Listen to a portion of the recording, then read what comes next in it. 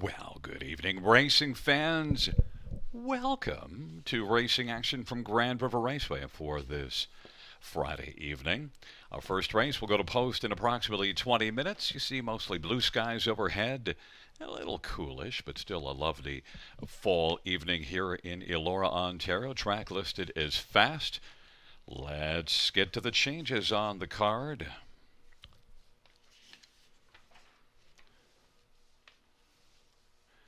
Race number one has no changes. No changes, race one. Race number two, number 7 last mock is scratched. Race 2 scratch 7 last mock. Races 3, 4, and 5, no changes. No changes, races 3, 4, or 5. Race number 6, number 2, Fluff Me Up, has a missing line, finished 6th, beaten 9 lengths, 201 and 2. 6th beaten 9 and 201 and 2. Scratches of 5 and 6. 5 and 6 are out.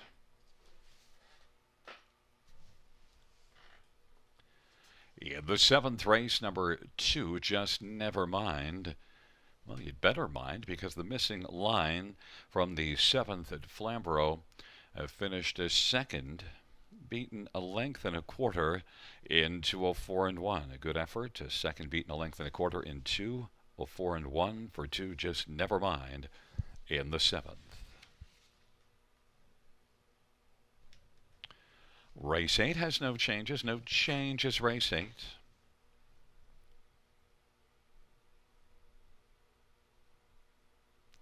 Race number 9, number 6, Perfect Rami, driver to be announced, TBA on the 6th in the 9th.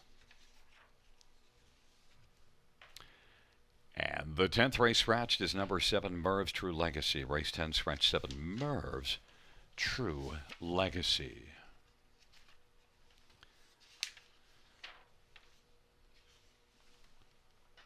Those are all the changes. Once again, reviewing races 1 and 2. Race 1 has no changes. The second dash scratched is number 7, Last Mock. It is time to welcome in our co-host and handicapping expert, Robert Reed Jr. And off the top quickly, Robert, a question. Out of left field, well, maybe center field or right field, because the question is, are you a Blue Jay fan? And how about those Blue Jays? Oh, they've been playing fantastic. Of course, I'm a Blue Jays fan. I mean, how could I not be, growing up in and around Toronto and enjoying those 2 World Series when I was much younger? But who knows? Maybe they've got one in their future because they're playing incredible right now, sweeping the Yankees and now putting them on the ropes. So, yes, they've been playing fantastic and a team to be excited about. But all right, folks, and also I'm excited about tonight's card of racing here on a fabulous Friday night at Grand River Raceway in beautiful Elora, Ontario. We're going to kick off your harness racing weekend for you right here. And then, of course, tomorrow night, our friends at Mohawk Park have a little race called the North America Cup and have an incredible card for you. And guess what?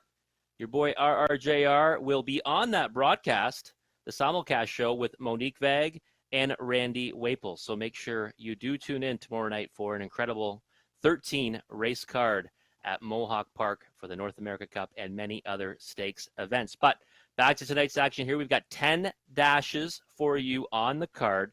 And, of course, 2 of my favorite wagers here.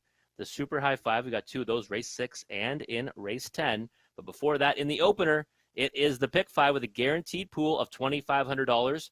In just a few moments, Gary and I will come back and show you the tickets we've mapped out for you. The Ontario Select Sale returns in 2021. The sale will be held September 26th at Winback Farm of Canada in Inglewood, Ontario. The sale will be live and have online bidding available. It also features first Ontario crop yearlings from My MVP. Sale consignment also highlighted by yearlings from Art Speak, Better Than Cheddar, and Shadow Play. For more information, visit OntarioSelectYearlingsSale.com.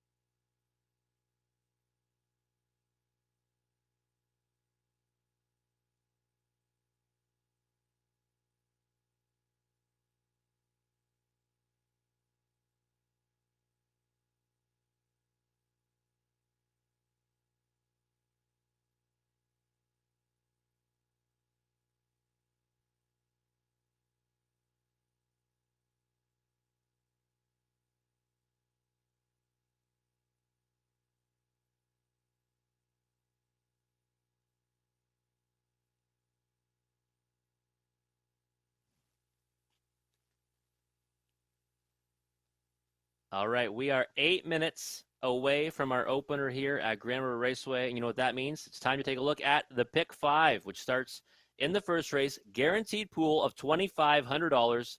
Gary and I will always map out some suggested tickets for you. And we're going to take a look at mine first. As always, let's pull the ticket up on the screen and try to stay economical tonight. Try to stay economical. Went with two singles. And, well, the first race, I'm going back to a horse that I was on earlier in the summer, back in July. A couple times on number 6, YS Delight. Did not pan out since then. He went to the East Coast and got a couple of wins. So I think he's going to come back and hopefully find the winner's circle. We're singling him in the first right now, 4-5 on the board. Second race, 2 deep. Number 3, First Glance, is likely the favorite. Might be tough to beat, but number 5, Southwind Sandor, has been good here before at Grand River. I think he's one you must have in your pick 5 wager, and maybe he's a bit of a knockout. Third race, 3 deep. The 1, 4, and 7. The 4, Noble Intentions, is my top selection. 3 deep there, though. That's rookie pacer, so sometimes you get a bit of a price in there.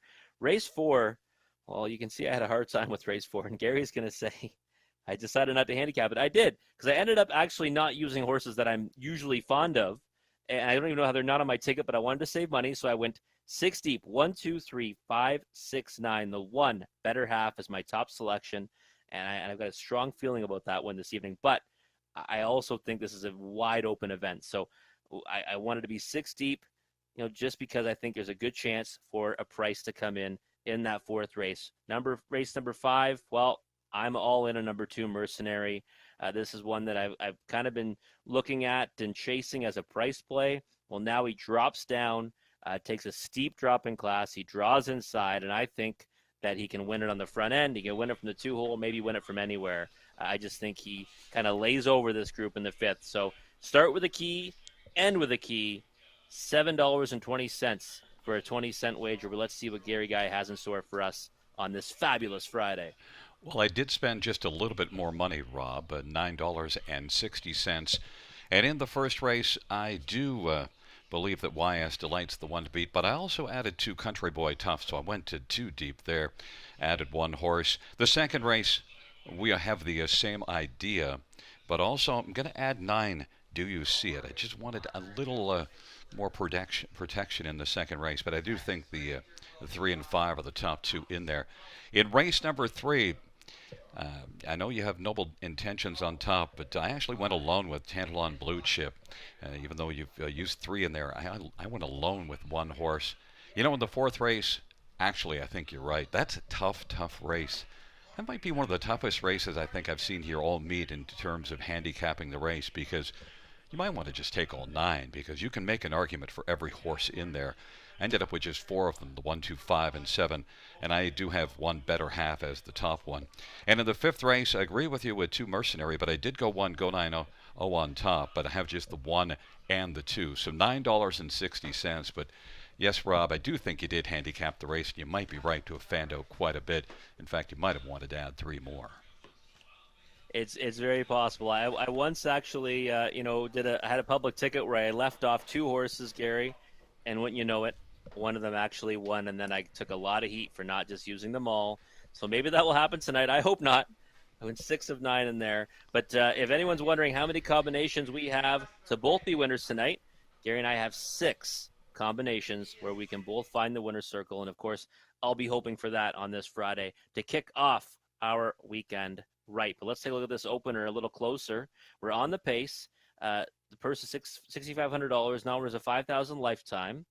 And I went to number 6, YS Delight again. And I know I've been on this one for a couple of starts here at Grand River when he did not convert as a very heavy favorite in both of those contests. But then he went out east to PEI and had back-to-back wins in a 4-day span. Actually, yes, a 4-day span. And the one thing I liked about those races out there is that he showed some speed finally. He even made the lead from the 7-hole. 28-1, that's pretty solid for the half mile out there in Charlottetown. And I just think that, YS Delight now should be, a lot more confident, and maybe we'll have a nice gate move for us tonight. I'm hoping so anyways, because his Achilles heel has been the fact that he does not get off the gate well. If he gets off the gate well tonight, I think they're going to have a tough time beating him.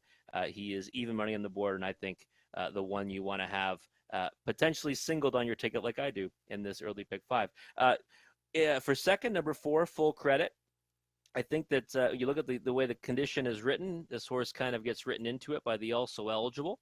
And I see that Ontario Racing put this one on top, and I can't fault them for that because this horse has been racing a non-winners of 2 at Georgian Downs and non-winners of 15,000 here. This is a big-time drop in class and non-winners of 5,000. So Full Credit, might be able to go out there and just be better than this group because he's already won his way, out of this class. He's got 2 lifetime wins. And, he's one I'm scared of in here. I've got him marked in the second spot. He's 5-1 on the board. I think that's probably pretty decent value on number 4, Full Credit. Number 2, Country Boy Tough, one that does have speed, can leave out from the inside post positions, but still is 0 for 8 this season, over 12 overall. Has hit the board in 5 of 8, though, this year, so that's encouraging. But for me, I think he's more of a land on the ticket horse than he is a win candidate. That's why I pegged him in the third spot. And then number 3, Silverado, I thought raced pretty good last time, very steppy at times. So if they've got that figured out and addressed, 13-1's a bargain on Silverado because he had some movement, but he did have a couple of steppy moments, in the mile, especially late in the mile. So that was his first lifetime start. If he progresses off that, he might be one that can, land in the exotics and provide some value right now at 14-1. But the horses are moving out onto the track for the opener. And the pick 5 pool right now stands at just under our guarantee of $2,500. So that will continue to climb before post time. And we'll come back and talk about this opener with Gary Guy after the post break.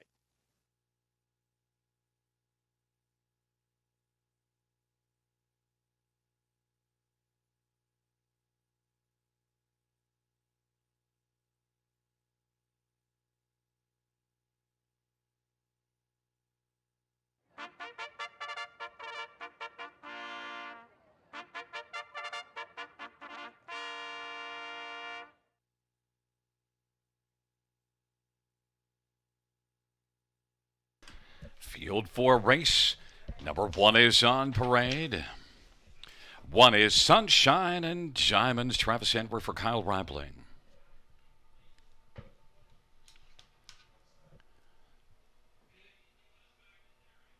2 is Country Boy Tough. Natasha Day for Jack Moisev and High Stakes Incorporated and Emma Christopher and Kevin Falconer. Number 3 is Silverado Austin. Sorry for Dean Nixon and Tony Basile. Number 4 is Full Credit. Tom Smith for Jane Walker.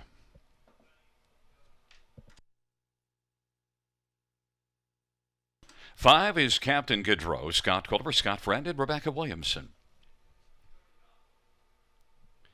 And number 6, Why is Delight? It's Robert Shepard for Gary McDonald. And number 7, Joey Delicious. Colin Kelly for Ricky Montgomery and J.J. Staples. Field of 7, race number 1. Let's get a look at this field for the first race. And we're going to start with the even money. YS Delight, Robert Shepard for Gary McDonald. Did venture down to Charlottetown. Had been here earlier in the meet, Rob, and YS Delight. Maybe shows a little bit of gate speed now because we didn't see any gate speed when this one was here, but did manage to find a way to get off the gate those 2 starts and look at 6 for 6 in the top 3. Yeah, his Achilles heel here was definitely the fact he couldn't get off the gate, and we actually were saying that before the races, and we were still picking him, if you remember, Gary. And he was going off as a heavy favorite, and he just couldn't get there. He had too much work to do. But then you look at those races in Charlottetown, the 7-hole and 28-1. I mean, that would have to put him pretty much forwardly placed on the lead or close to it here if he can leave out in similar fashion or even maybe a few ticks faster. So I think that YS Delight off those last 2 that you look at, he has maybe been off a little bit. He's got to deal with the miles of travel, but we saw a horse that definitely has talent. He just needed to kind of get into the race a little sooner, and I think we're going to see that tonight. Number 4, Full Credit, is one that had been racing elsewhere, mostly Georgian Downs, although a single try at Woodbine. Then tried it here, but didn't leave much from post 6 and really never got into the race all that much. But there's a lot of speed when you look further down the page. Maybe Full Credit is one that the fans are giving a lot of credit to. 5-2 on the board. Yeah, so he gets into the race because he gets in the also eligible non-winners of a race last five are allowed 2,500 in their lifetime earnings, and that's what gets him in. And if you go down to the bottom of the page there, you see a win and non-winners of 5,000 at Georgian Downs and a couple of third place finishes as well. And he's been racing against much tougher than what he faces in here tonight. It just really depends on what the trip's going to be, and those lower lines you also see gate speed. And my biggest concern when I looked at him originally is, okay, well, I don't see a lot of gate speed on his recent efforts, but that's against tougher. Maybe he creates that speed tonight. If he does, watch out. And he's taking money now at 5-2. Now, Country Boy Tough is one that we've seen here a few times, and the last two times we saw this one here raced pretty well. Was able to get a pocket trip from post two just two races ago. And Country Boy Tough, I think, well, doesn't have a win in 12 tries, but you got to consider somewhere because four runner-up finishes and 8 starts this year and a third. Country Boy Tough 7-2 maybe seems about approximately the right price. Yeah, I think so. The price looks right. Right now it's 7-2.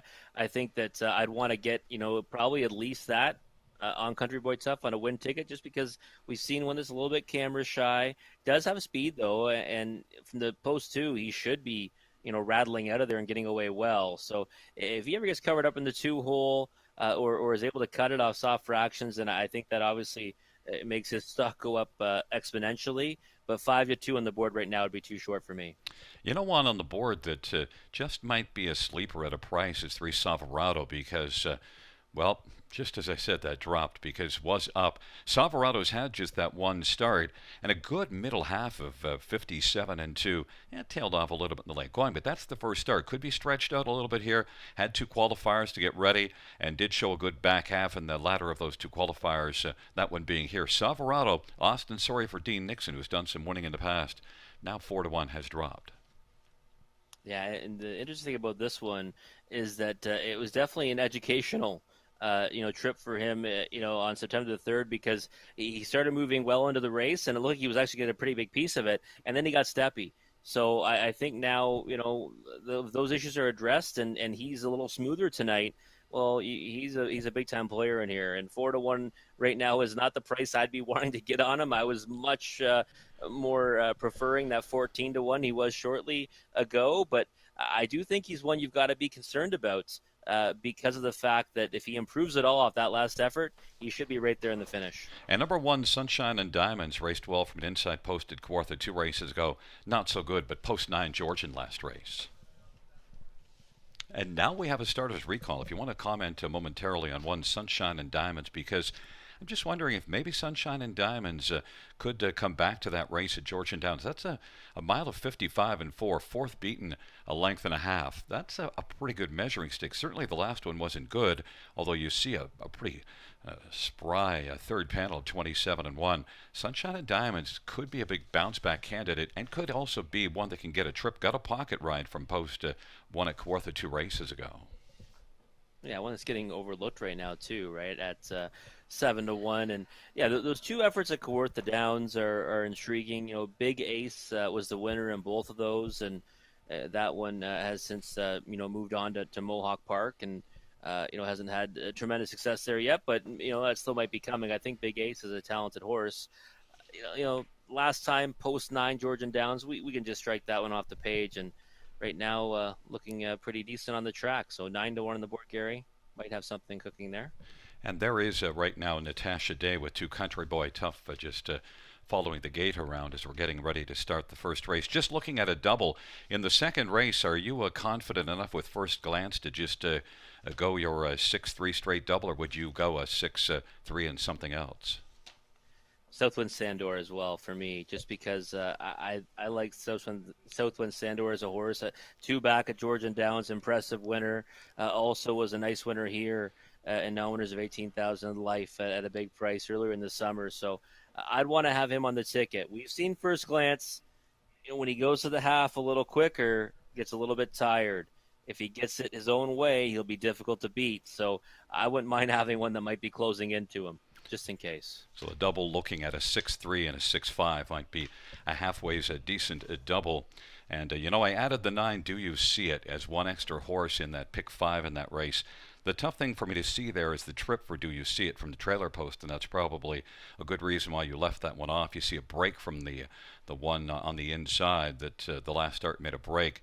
And the 2 and 3 will be leaving, but Do You See It's a fine horse, and 6 out of 9 in the top 3 set up at Ben Wallace and shows some fine speed. 52 and 1, 2 races go at Georgian Downs, but Do You See It's maybe the trailer post. I see why you left that one off.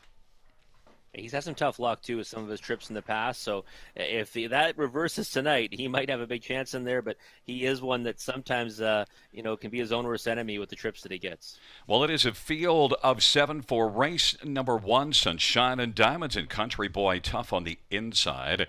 In the center is Savarado, Full Credit, and Captain Gaudreau to the outside. YS Delight and Joey Delicious. It is a field of 7. It's race number 1, first of 10 dashes on a Friday night at the river. Here they come. Field 4, race number 1 is at the start of the rough, and Country Boy Tough is going to leave with Full Credit. On the inside, Sunshine and Diamonds, and then Captain Gaudreau and YS Delay. As the field works on around the turn, it is back to Joey Delicious, and Savarado is trailing the field, but Full Credit's got the lead. Sunshine and Diamonds is a well to race the pocket at 13 to 1 on the back of the 8 to 5 Full Credit. Country Boy Tough is third. Captain Gaudreau is fourth, and YS Delight gets away fifth, and then it is back to Joey Delicious and Savarado. Full Credit on the lead. Sunshine and Diamonds is in the pocket.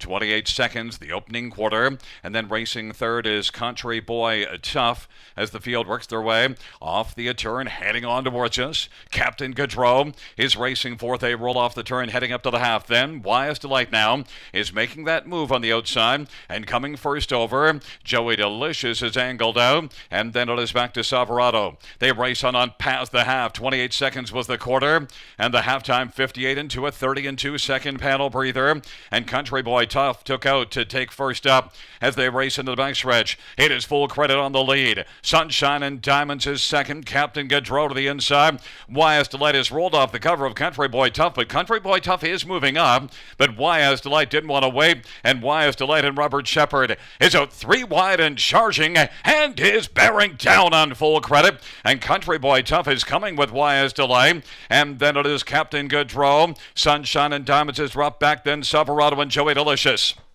It is Full Credit and YS Delight. Country Boy Tough and Captain Gaudreau. 3/4, 127 and 2. And YS Delight is now bearing down on Full Credit. YS Delight and Full Credit as they come on down the stretch drive. YS Delight on the outside. Full Credit is digging in, but YS Delight does come on by. Full Credit was second. Then finishing third was Captain Gaudreau, and Country Boy Tough was fourth, a mile of 1:57. YS Delight, Rob, well, didn't leave again as anticipated, but it didn't matter. And that was a big effort, 3 wide down the backside. Probably could have heard me calling for this one from Newmarket, Gary. Listen, that was that's a big effort from this horse, because when you think about it, Full Credit gets to the lead, and that was the one I said you got to be really worried about in here, because huge class edge on the rest of the field. Gets to the front, gets a second quarter breather in 30 and 2, and YS Delight, again, not able to get up the gate. Did beat 2 horses off the gate. That was the key to the race. Gets cover from Country Boy Tough. It's stalled cover. It's disaster time. I'm ready to throw my pen, and then goes 3 wide, and somehow just keeps on grinding to get alongside of Full Credit and wears that one down. That's an impressive victory from number 6, YS Delight. Yeah, and we do have to keep in mind Full Credit, too, for next time out, because Full Credit deserves Full Credit. That was a very sharp effort. It took a game one to beat him. Oh, definitely. Yeah, it was a good effort from Full Credit, and YS Delight is one that has missed a little bit of time between starts and had 2 wins. Now gets 3 in a row, and I'll be honest, I can't believe the price at 9 to 5. I really can't. I thought we were going to see probably something at even money or slightly south of that. Glad that I singled this one. I was a little bit worried when we remembered those starts when he didn't get away well off the gate, and same thing happened again today. But just happy that Robert Shepard was able to work it out and get this one across the wire. Well, you were right. 6-4 was your top two, and that's how the fans saw it. And full credit going off at 8-5 is why you get that 9-5 in YS Delight. We would have likely thought the odds would be the other way around and even lower for YS Delight. But Robert Shepard was right to pull off cover as early as he did, and it worked out. 6-4-5-2 YS Delight for your Beddoes Delight Bay Horse. Owned to trained by Gary McDonald. Robert Shepard, the winning driver. Third win this year in lifetime for YS Delight, a mile of 1:57 flats.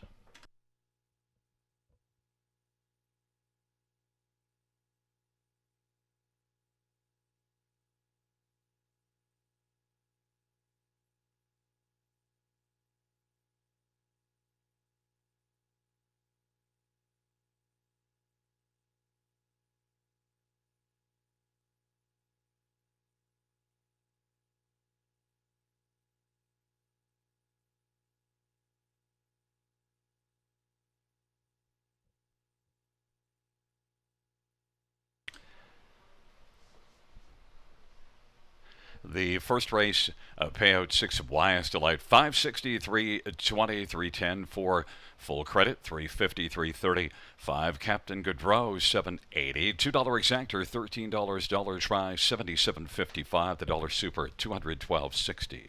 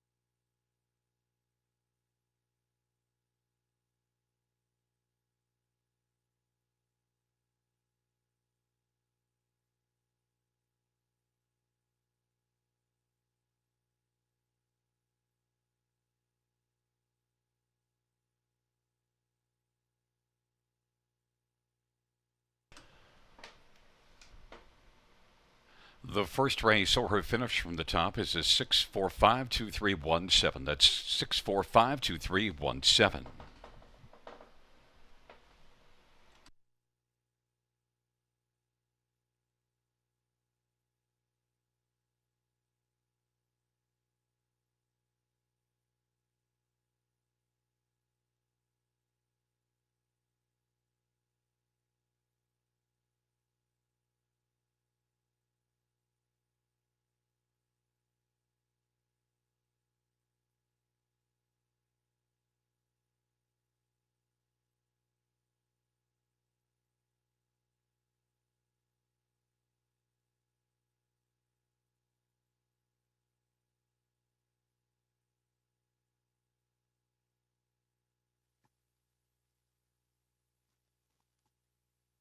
All right. Well, one single down for my pick 5 ticket. YS to Light gets the job done in the opener. Both Gary and I advance from the first leg, and hopefully we'll be able to run the gauntlet and catch a ticket. Good luck if you're alive as well.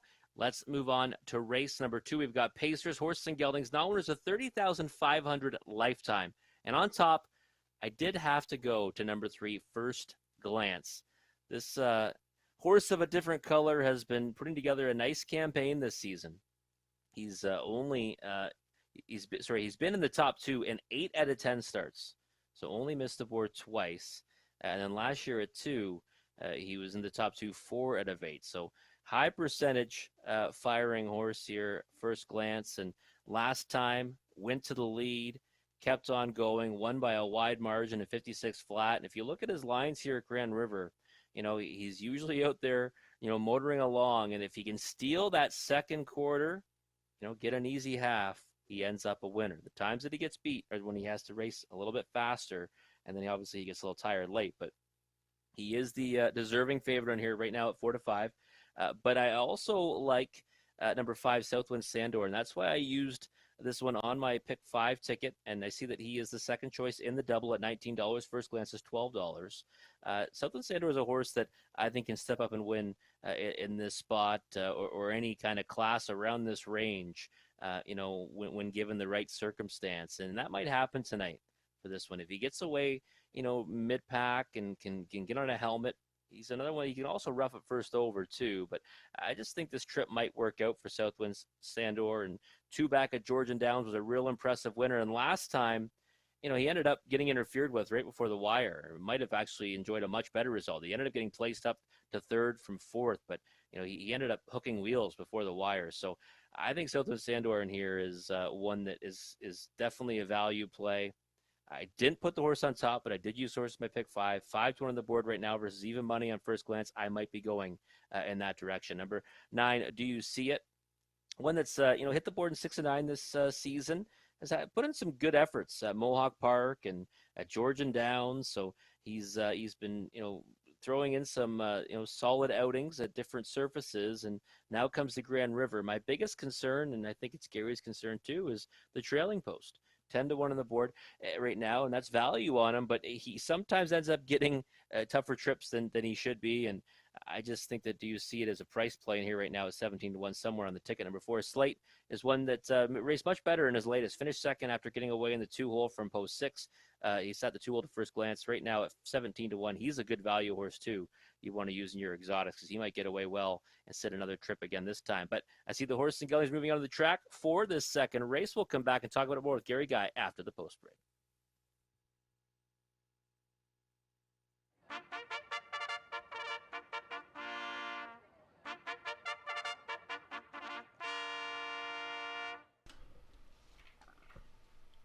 Field for the second race on parade. 1, Yannick Seelster, Scott Culliver, Ted McDonnell, and Leonard Campbell. And number 2 is Here's That Man Again, Garrett Rooney for Richard Carroll.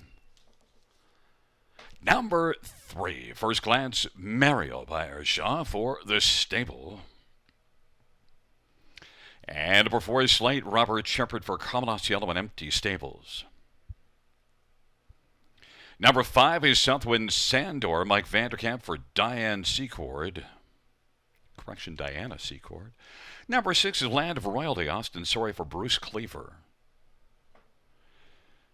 7, Scratch Date, Dreaming Out Loud, Tyler Borth for Keith Cullen and Chris Kane. At 9 is Do You See It, Brett McDonough for Ben Wallace and Wallace Standardbrits and JMR Racing. Field of 8 for race number 2.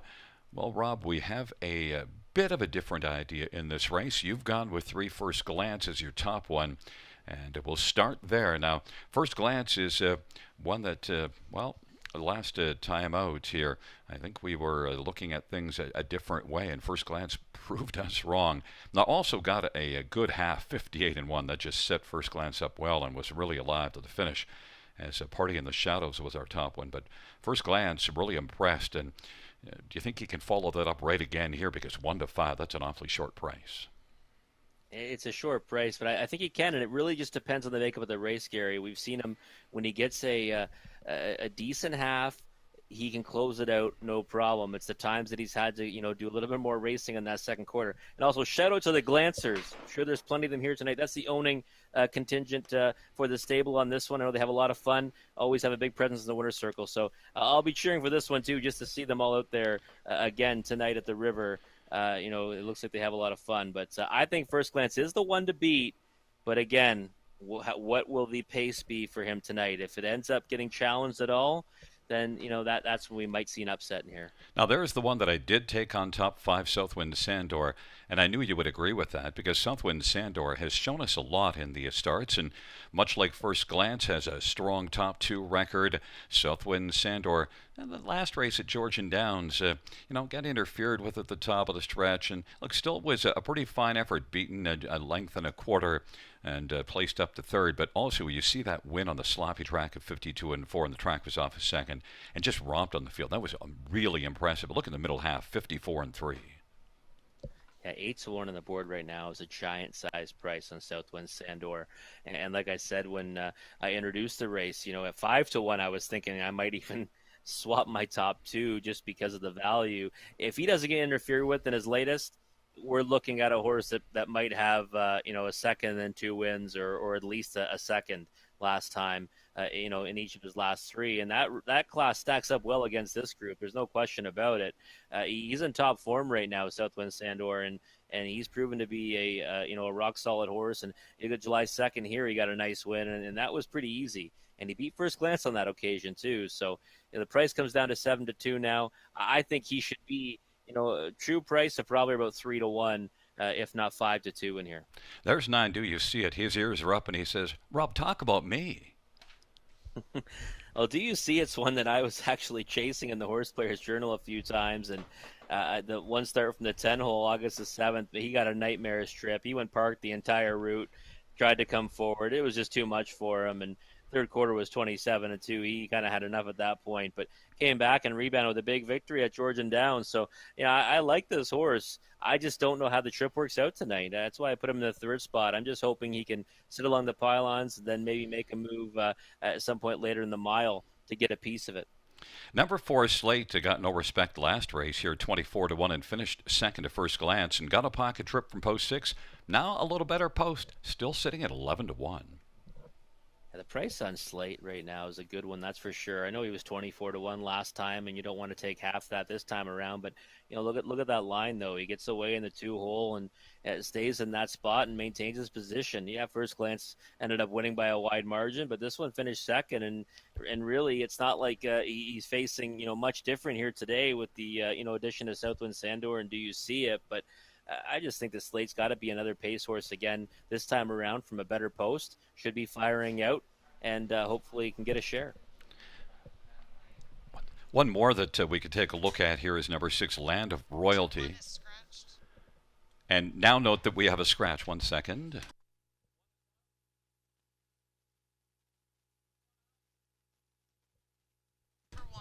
We're just being told now that number 1, Yannick Seals de Rob, is being scratched, so the 1 is out. So we can take that 1 off the board. But back to our thoughts on number 6, Land of Royalty. I think this sleepy value in here because, look, 5 wins in 10 starts on the year.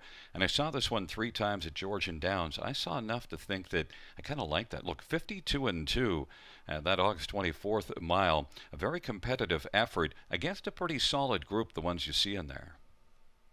And the price is a good one, and those victories did come in the condition claiming ranks, and since then has not been able to get the job done against tougher non-winners of the 3 or 35,000 life. But it's not like he's been missing by much, and I guess you could look at it and say, well, yeah, it's not like he's really been getting beaten up too much by one like Southwind Sandor. So the price is the margin between the two numbers is pretty big, but I would still lean in that direction. I think that. Southwind Sandor is the one that's kind of proven at the level, whereas Land of Royalty might be one that you'd want to take for a smaller share in here. And definitely, one that won 5 out of 10 this year. I respect that, but I'm just not sure it's going to work out in here. Well, we have 2 scratches now. The 1 and 7 are out. We'll see how it unfolds as Rob is on number 3, First Glance at 6-5. Now has come to a more reasonable price, 8-5. Now I'm on 5, Southwind Sandor. a little healthier price at 9-2, but now has dropped probably a little closer to where Rob would have maybe anticipated it being. A field of 7 and taking up position on the inside. Here's that man again in first glance in the center. It is Slayton Southwind Sandor. To the outside, Land of Royalty, and Dreaming Out Loud on the second tier. Do You See It?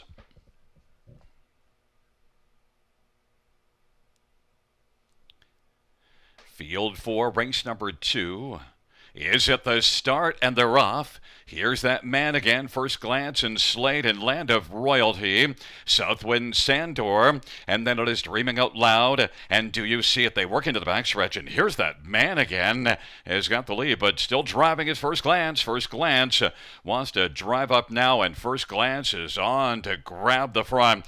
First glance is on top. Here's that man again, fills the pocket. Then it's a gap of 5, and Slade is third. Land of Royalties racing fourth, and then Southwind Sandor and Dreaming Out Loud. And on past the opening quarter in 27-2. And it is First Glance who's got that lead off a sharp opening quarter with Here's That Man Again, who is racing, filling the pocket. There goes Land of Royalty working first over. Slade on the inside is racing fourth, and Southwind Sandor has second over cover as they race off the turn, and they work on towards his First Glance off a 27-2 opening quarter, looking for the breather. Here's that man again, Land of Royalty, then Southwind Sandor and Slay. Halftime was reached in 58 seconds as they work their way on into the backstretch. It is First Glance. On the outside, Land of Royalty. Here's that man again. His second right now. His First Glance got that second panel breather of 30-3, and they work on down the backstretch. It is First Glance. Land of Royalty is getting closer. Here's that man again. His third, and Southwind Sandor is going to roll off cover right now and get out 3 wide. It is Southwind Sandor moving up against First Glance. It is First Glance and Southwind Sandor, and 3/4 was 127. Southwind Sandor and First Glance are going to go at it, and Southwind Sandor's got the lead. First Glance on the inside. Here's that man again, his third. And then it is Slayton kicking in his Do You See It to the outside. Then Land of Royalty as they come on down the stretch drive. It is Southwind Sandor who's going to pour it on down the lane and take it drawing away now on First Glance. And then it looked like finishing third was Slade, and fourth was Here's That Man Again. 155-1. Well, Rob, First Glance got the half that he wanted, but he didn't want anything to do with a Southwind Sandor that looked on this night to probably be too much the best for him. Yeah, I think it was the quarter that probably, really took a starch out of First Glance tonight. 27-2. I didn't expect he was going to have to be used that hard to get to that quarter pole, and then he did get that second quarter breather. But we talked about Southwind Sandor and just the difference in classification, and he's been racing in nominators of 3 at Georgian Downs, which I would say, stacks up well against this group. And he's been racing really well in it. And I think you look at that last line and you see the 4th place third, and you think, okay, well, what was it really? Well, he probably would have, won or been second if he didn't get interfered with. So I put him in the second spot. I know you put him on top. We both have him in the pick 5. I think he's going to add a lot of value to that multi-leg ticket, Gary. Yeah, just what I saw, though, August 17th on that track that was off a second, and he just drew way on them, and he just looked so sharp. I kind of thought he was the better one in here. And then you're right, that opening quarter wasn't easy for First Glance. Did take a little start to get the breather, but still had to work hard to get by Here's That Man Again, who actually did a nice job to still manage to get the finish on the top 4. So Here's That Man Again is one that maybe has gained a bit of respect from us. And look at Slate at 35-1. Managed to ride back up in the odds, and Slate was one of your top 4 on the board. 35-1. No respect, but got third. Yeah, that price is wild on Slade. It really is, because I thought he raced well last time, and he did again tonight to get third at 35-1. And really, not hard to really have this exacta and the trifecta, because we kind of mentioned the Southwind Sandor was the better value of the two. But I know the Glancers. I hope the Glancers aren't disappointed tonight, because their horse still raced fantastic, and he is a handsome son of Thinking Out Loud that I can't wait to see again on the track here at Grand River. It is a 5-3-4-2, and coming back in front of us is number 5, Southwind Sandor, a 3-year-old sports writer, Brown Gelding, owned by Diana Secord, trained by Mike Vanderkamp, and Mike is also the winning driver. Southwind Sandor has a 3rd win this year, 5th lifetime mile of 155-1.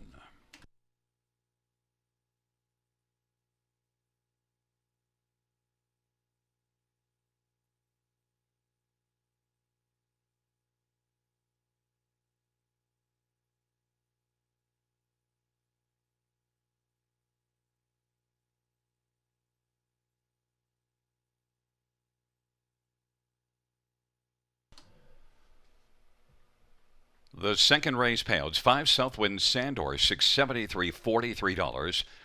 3 First Glance, $220, $240. 4 Slate, $790. $2 double consolation 6-1 is $5, but the $2.65 is $18.20. $2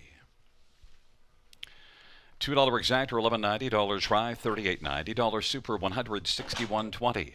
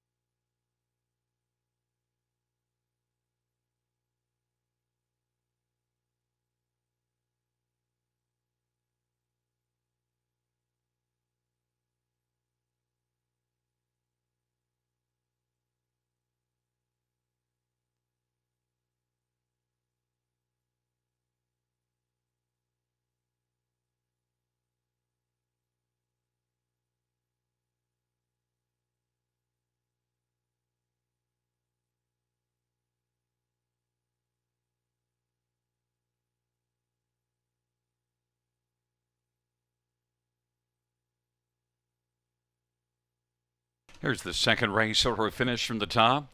Scratch 42317, scratch 56. That's scratch 42317, scratch 56.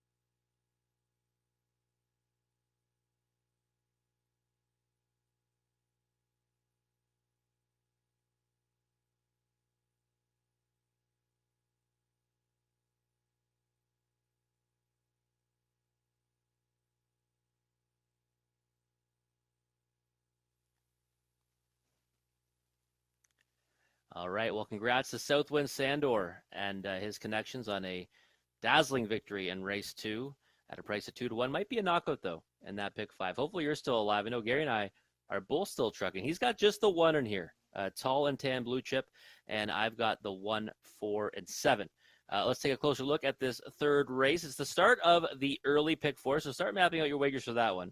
It's for 2-year-old Colt Pacers, non-winners of 4,000 lifetime, and I went to number 4, Noble Intentions. And the reason for that is I watched his last race on September the 5th at Clinton. He got away 5th, got shuffled back. Looked like he may have had a little bit of pace. Didn't really have many options or anywhere to go. He had a back half of 58 and 4. And if you look who he's been racing against, I mean, he's got Sports Advisor, and that one was a winner. Fox Valley Carlin, Sports Section. Go further down, he's not getting beat by, insane amounts by Colby Two-Step, and that one, he's a very, very nice horse and a winner at the OSS Gold level. And this horse has been a monster price in all of his efforts and has faced off against much, much tougher than what he will see in this non-winners of 4,000 life race tonight. So I'm going to give number 4, Noble Intentions, a whirl on top, and I figured he'd be some value, and right now that's holding up at 5-1 on the board. And for second, I went to number 1, Tall and Tan Blue Chip, $100,000 yearling purchase, and one that you can see the qualifiers that were building up to that July 13th morning prep, and then went to the lead and then kind of stopped, came home in 29-2, but third quarter was in 31-3, then got put back on the shelf again till September the 1st, and qualified against older horses, finished 4th, beaten 10.5 and 157-3. So I think that, listen, he's obviously the one that you've got to look at, and he's meant to be the winner in here. But it's still his first lifetime start on a half-mile track. He's got the pole position, but sometimes horses can get crowded in that first turn. I just looked at it and said, he's probably going to get hammered on the board. I'll look for some value with number 4, Noble Intentions, who I also think will be moving forward off the gate, or at least trying to move forward off the gate tonight in facing easier competition. Number 7, Roll with the Flow. That's going to round out the top 3 that I do have in the pick 5 wager. Well, Roll with the Flow has just kind of been a consistent type here in the last few starts. Finished second last time to Donahue Sealster. That horse was a real nice winner, so don't read too much into getting beat six lengths to that one. Was 4th, beaten 3 to that same rival, 2 back, and 3rd before that. So Roll with the Flow has that outside post position, but he's one that if he can ever get spotted, he's shown probably the most out of anyone in the race so far. Granted, he's been racing against easier than number 4, Noble Intentions, but I do think that Roll with the Flow is one that you don't want to leave out, especially in your exotic wagers. Number 2, All A Boil, is one that's $20,000 yearling purchase, and last time no chance from the 8-hole, ended up finishing 7th. I just crossed that line out and made a break in a grassroots event before that, so might be one that just gets to sit a trip tonight along the pylons and then get a piece of it at 21-1. I will throw that one in the bottom end of the exotics. This is the start of the early pick 4. The rookie Pacers are moving out onto the track. In just a few minutes, we'll talk about it more with Gary Guy.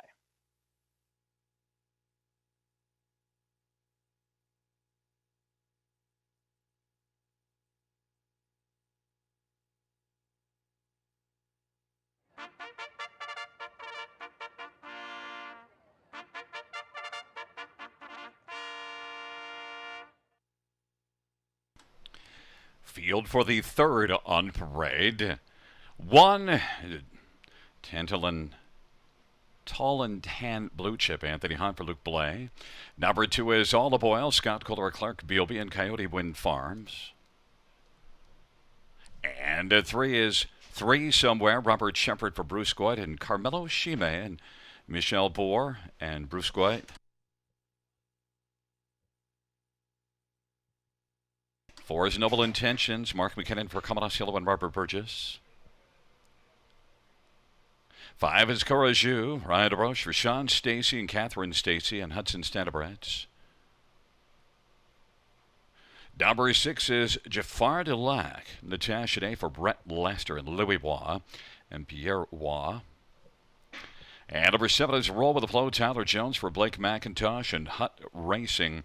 It's a field of 7 for race number 3. And we're going to start with your top one, Rob, number 4, Noble Intentions. Well, 5 kicks at the can without a top 3 finish. But one thing to note now, it comes back a much tighter schedule, 5 days back after the last one after missing more than a month to start before it. That should be a pretty solid factor in here. And did finish the mile well last time out, actually.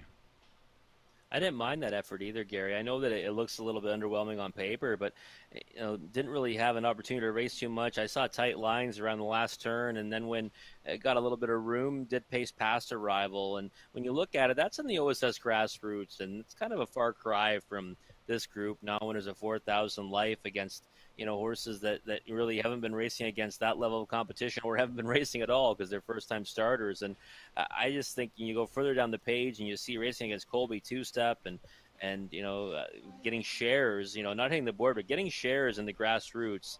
This horse might be one that you want to zero in on here, especially at the price of 4-1. Number 1, Tall and Tan Blue Chip makes a first start, but also has a lot of experience for qualifiers. Now, a break in one of them, but still 3 qualifiers. One of them here, I like the back half in the qualifier here, 57-4, qualifier here in 57-3, and gets the inside. The question will be, does he fare well on the inside? You get a 2-year-old from post position 1 who's not been on the gate yet in a parimutuel race at even money. That might be a bit iffy. Yeah, that's why I did go against this one. Obviously, I do have him on my pick 5 ticket. I know you're single to him, and just kind of carefully being handled around there on a score down by Anthony Hahn, and that's my big concern. What happens in that first turn? Even if he does push out, and he's showing enough speed that he should be able to push out for the lead in here. But what happens if he does get crowded in that first turn? I mean, he's shown a break, and I just can't really get too excited about even money. Now, he was a $100,000 yearling purchase, so he's meant for good things and comes from rock-solid connections, Luke Blais and determination. So, not one you can ignore, but for me, I'm going to try to beat him. There's one on the track that looks good right now. Number 7, Roll with the Flow, was looking sharp there. Got scored down a little bit and comes in off of a good last race. Tough post, though.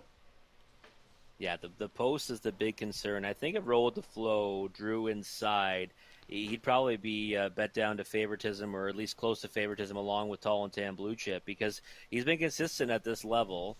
He's been racing, pretty well in each of his last 4 starts, and the one before that he had post 7 didn't really have a chance. So, Donahue Seelster's not in here, and I'll tell you, if Donahue Seelster was in here, I would be firmly in that one's corner, and that's the one that beat this one in his last 2. So I think Roll with the Flow looks good on the track, and if he can ever get away from post 7, he'll be dangerous.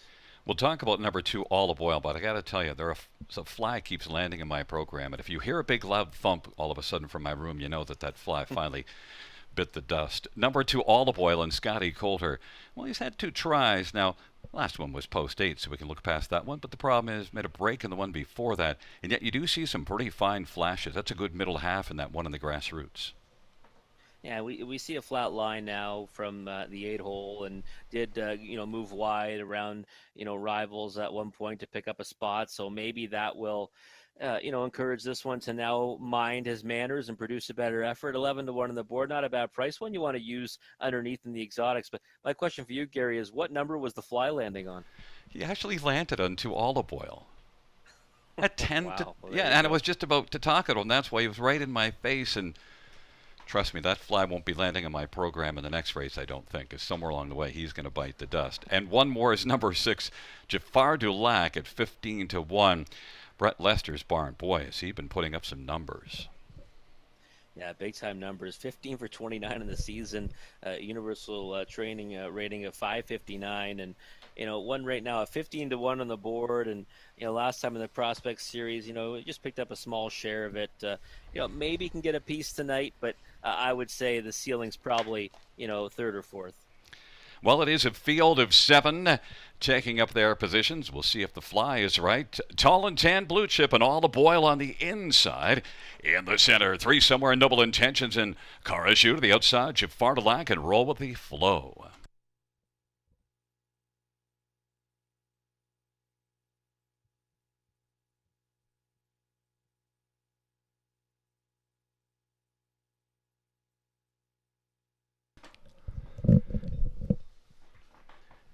Field of 7 for race number 3.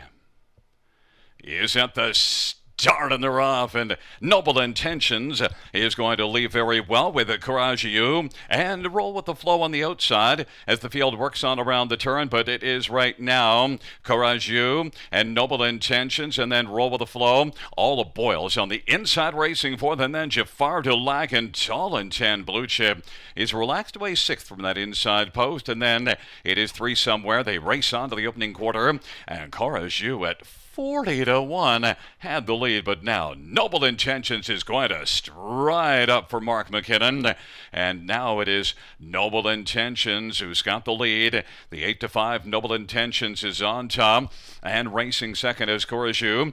Roll with Flow is third. All the Boyles racing fourth, and Jafar Dulac, and then Tall and 10 Blue Chip as they race off the turn, and they work on towards us, and up to the half they come. Noble Intentions with the front, and Courageux is second. Roll with the Flow third, and then All the Boyle is in mid-pack fourth in front of Jafar Dulac, and Tall and 10 Blue Chip now is going to work on the outside, but has a lot of work to do. 57-4 at the halftime, 32nd second panel, and it is Noble Intentions. Roll with the Flow is rolling on the outside, and then it is Courageux on the inside third. And All the Boyle is racing fourth. Jafar Dulac, Tall and 10 Blue Chip has a tall order to come from. Now about 8 or 9 off the lead as they race on to three quarters. And that is still Noble Intentions. Roll with the Flow is racing second on the outside. On the inside, Courageux. All the Boyle is now getting a little closer. 127-2 the three-quarter time. Noble Intentions roll with the Flow. Courageux and All the Boyle is now racing on the outside, and is moved up to take over third. On down the stretch drive they come. And it is Noble Intentions. Roll with the Flow. All the Boyle in on the inside. Courageux. But now it's going to be Roll with the Flow, or rolls on by to win it. All the Boyle appeared to pick up second, and then Noble Intentions was third. Mile of 157-2. Roll with the Flow. Tough post position, but Roll with the Flow was tough enough to overcome. Yeah, and that's the one thing that can happen in these rookie races. We mentioned it before, Gary. Sometimes horses are off the gate, and that's going to help one from post 7 that's got experience get away well. And Tyler Jones took advantage of that tonight, and that was a good job by Tyler to get Roll with the Flow off the gate well and in position and striking distance. Tall and 10 Blue Chip, the big favorite, comes into this, rock solid connections, expensive yearling, but it's still his first start, and the pole position is kind of a tricky spot sometimes for young ones to start from. That's why I sided against that one, and I did go to number 4, Noble Intentions, so I thought raced pretty well. I really thought that one raced pretty well throughout the mile. Wasn't able to close it out, but I did use number 7, Roll with the Flow, though, on my pick 5, and we're still trucking, and this one's got to be a nice knockout. Well, and the Fly's pick actually beat your top selection. All the Boyle was pretty game second. Yeah, it was interesting. That was my 4th pick. I didn't put that one in the pick 5. Was sweating a little bit, turning for home, thinking that All the Boyle might get there, and I would be, probably shedding some tears. Actually, Noble Intentions did hang on for a second, so I beat that Fly. Oh, I thought the Fly got there. Well, I was watching Roll with the Flow, and plus I had the irritation factor because, to be honest with you, the Fly is still around here somewhere. But you will be hearing a loud thump if I'm on the air, because he is going to get it at some point. Oh, that poor Fly. But no, Noble Intentions again. I thought raced pretty well, all things considered, and I think that a Roll with the Flow gets away where a horse in the 7-hole usually gets away from here at Grand River. Probably doesn't get to that one, but was just able to be forwardly placed today. But a horse that we thought was vulnerable, Tall and 10 Blue Chip, the favorite, ends up missing the board completely, and that's probably going to lead to some nice exotic payouts. It is a 7-4-2-5, and you get to be alive in the pick 5 with a 5-1 shot. It actually works out better for you than Noble Intentions, Rob. 7-4-2-5 and 7 Roll with the Flow. A 2-year-old Roll with Joe Bay Colts, owned by Hut Racing and Middlebrook Racing, and Blake McIntosh, who's the trainer as well. Tyler Jones, the win. Roll with the Flow, 157-2.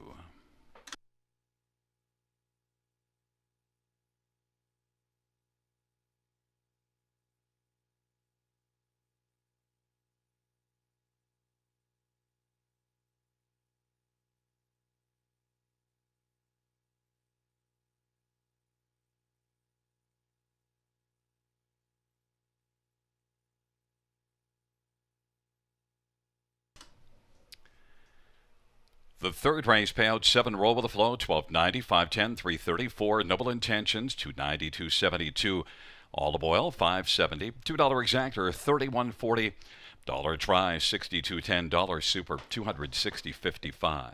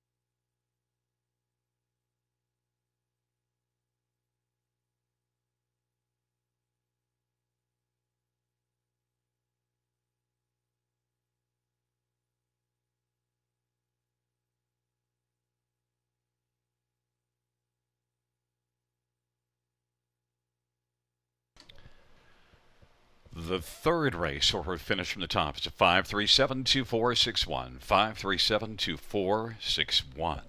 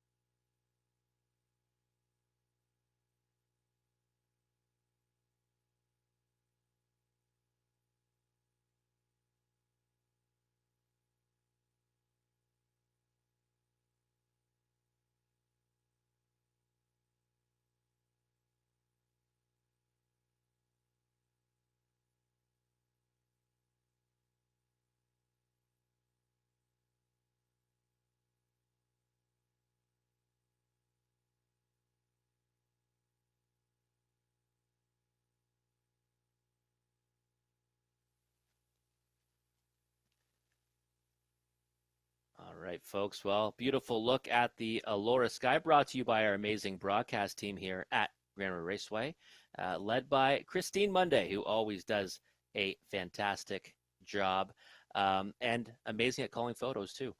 All right, let's look at race number 4. First of all, still trucking in that pick 5 wager. Gary isn't, and I know he's cheering for me because he's going to be nice tonight and be a team player, because we might be sitting on a ticket that might have some serious value. We've got the 1, 2, 3, 5, 6, and 9 alive here. I have got a bad feeling, though, that Gary's going to be right, and one of those 3 we don't have ends up winning, because that would kind of be, the way it goes sometimes. But let's hope we get one of those ones down. But let's narrow this race down a little bit. Horse and Gelding's downward is a 15,000 life. And while I really liked number 1, Better Half, but I don't like the price of 6 to 5. I don't know if Better Half's that short in the pick 5 wager, but I did put this one on top, and now I'm looking here and see that Gary went to this one as well. So I think Gary was doing some homework and watching some replays, because why I like this one so much is got away 5th from the trailing post last time, ended up getting shuffled back, and really didn't have clearance until late, and finished nicely to get 4th, only 3 lengths off the win, and was off for almost a month going into that. So now pole position, nose on the gate, tighter. This horse might be blasting out, and they might have a hard time catching him. Better Half is my top selection. I do not like the price, though, at even money now, 6 to 5. Number 2, Acrobat Hanover. Similar kind of situation last time, except got away further back, got away 6th, ended up, getting shuffled to 7th, made a wide move around the turn, ended up finishing a decent 3rd in a race won by Holly's Treasure, who was a dead game winner on the engine. Acrobat Hanover right now at 15 to 1. Well, that is some serious value. Let me tell you that, folks, because I thought he finished his mile well last time, gets a better post to work from, and I would not be surprised if Colin Kelly's going to be putting this one on or near the lead as well, because he raced well, being forwardly placed at Hanover 2 back. Number 9, Dragon the Line, is an interesting one, shipping in from Northfield in Ohio, 2 for 2 to start off his career. Both those victories were on the front end. How does he get there from post 9? Well, he's going to have to follow a Better Half. And Better Half should be leaving out tonight and getting away well. Dragon the Line might follow that one and be dangerous. First start for Tisha Symes, and one that, in his replays at Northfield, I thought his lifetime debut was actually a real strong one. Last time, leg weary late to hang on by a neck. One that you cannot ignore in here. Kind of a bit of an unknown quantity, even though he is 2 for 2. Interesting, though, to say the least, at 7 to 2 on the board. Dragon the Line. Number 6, Holly's Treasure. Well, I had to put this one in somewhere because the effort last time was truly an impressive one. I thought that Okie from Muskogee was going to go past this colt. Did not happen. Dead game. Actually was passed, probably just before the stretch drive, and then came back to win by a head. And, now you've got Jay Harris aboard, who drove the horse to victory 3 starts back, 10 to 1 on the board. Some serious value there. The post is obviously not ideal, though. But for me, number 1, Better Half is my top selection. Price is floating up to 2 to 1. And if it continues to float up, I'll get excited again about number 1, Better Half. But I was not liking the money he was taking early on. That is for sure. Horses are moving out onto the track for this 4th race of the evening. And we'll come back and talk about it more with Gary Guy in just a few moments.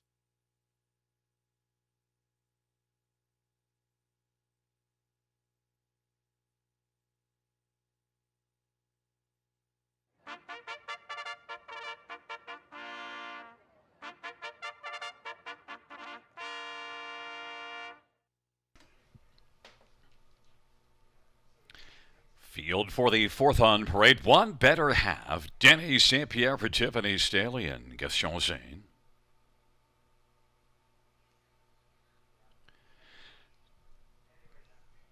Number 2 is Acrobat Hanover. Colin Keller for Kyle Bossens and Brad Gray.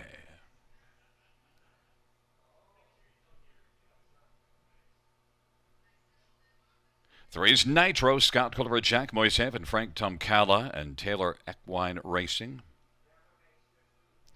And 4, Speed Limit. Dale Spencer, Kurt Harper, and James Burton. 5 is Sports Zipper. Natasha Day for Brent Lester and Michelle Letarte and Jean Allaire. And number 6 is Holly's Treasure. Jay Harris for Cassidy Schneider and Colonel Schneider Jr. Number 7, Okie from Muskogee. Austin Surrey for Shane Barrington and Danielle Bell.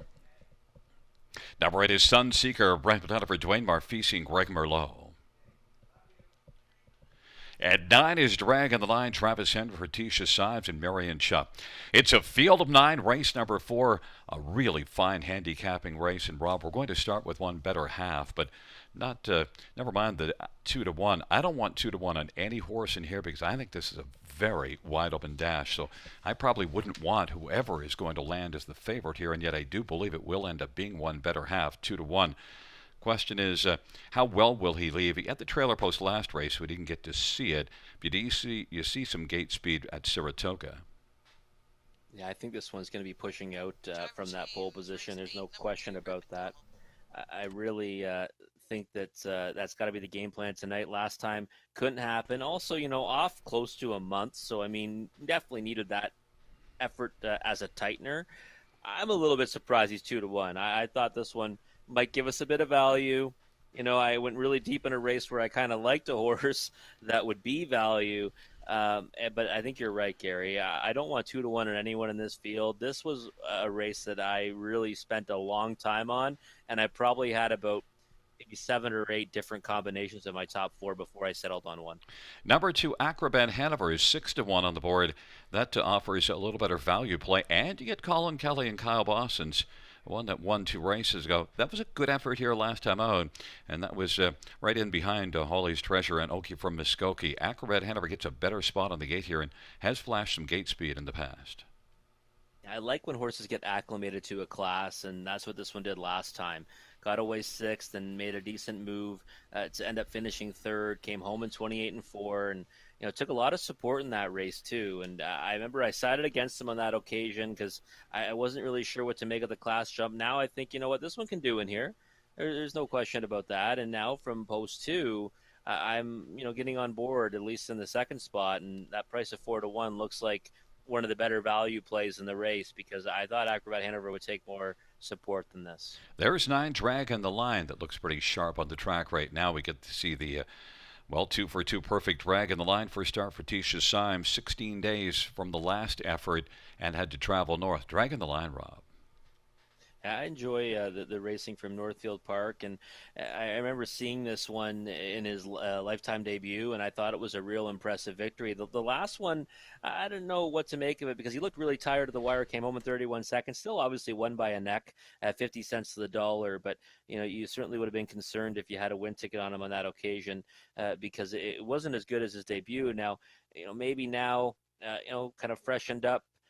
New trainer Tisha Symes and first start over here at Grand River. If he comes back to that lifetime debut, he could be tough in here, but of course it comes down to the trip. If Better Half gets away off the gate like we think he will, well, then the trip shouldn't be too bad, and maybe this one fires to emerge victorious 5-1. Number 6, Holly's Treasure, is one that I left off my ticket, even though raced well and has gate speed post 6. I'm not sure how he leaves and gets into the race, but he certainly has flashed a lot. That was my big dilemma. It really came down to who I wanted to put in the 4 spot between the 3, 5, or the 6, and the odds right now, maybe I should have went to number 3 Nitro J just for a bigger price, but I just was so impressed by that effort last time, and I looked at this race and said, well, maybe, just maybe, Holly's Treasure can blast out of there and get away somewhere, reasonably well. And if that happens, if he comes back to his latest, or even that effort 3 down at Clinton, he could be tough again in here. 7-1 on the board right now. I would say that's probably the price you would need to get to bet on Holly's Treasure from the 6 hole. Certainly a tougher task than what he had last time from post 2. And the one that you left off your ticket that I think might be dangerous is 7 Oki from Muskokie. You probably feel the same way. Oh, definitely. First of all, 2 horses that I talk up a lot recently, Speed Limit and Oki from Muskokie, are not on my ticket. So trust me, I'm sweating right now, Gary, because I should have just taken it all and listened to you, but I left out 3 horses, and now I've got to, watch this on pins and needles. Well, you've got 2/3 of the field, and 1/3 of the field you don't have. We'll see if the 2/3 is better than the 1/3. At least you got a 67% of the field covered.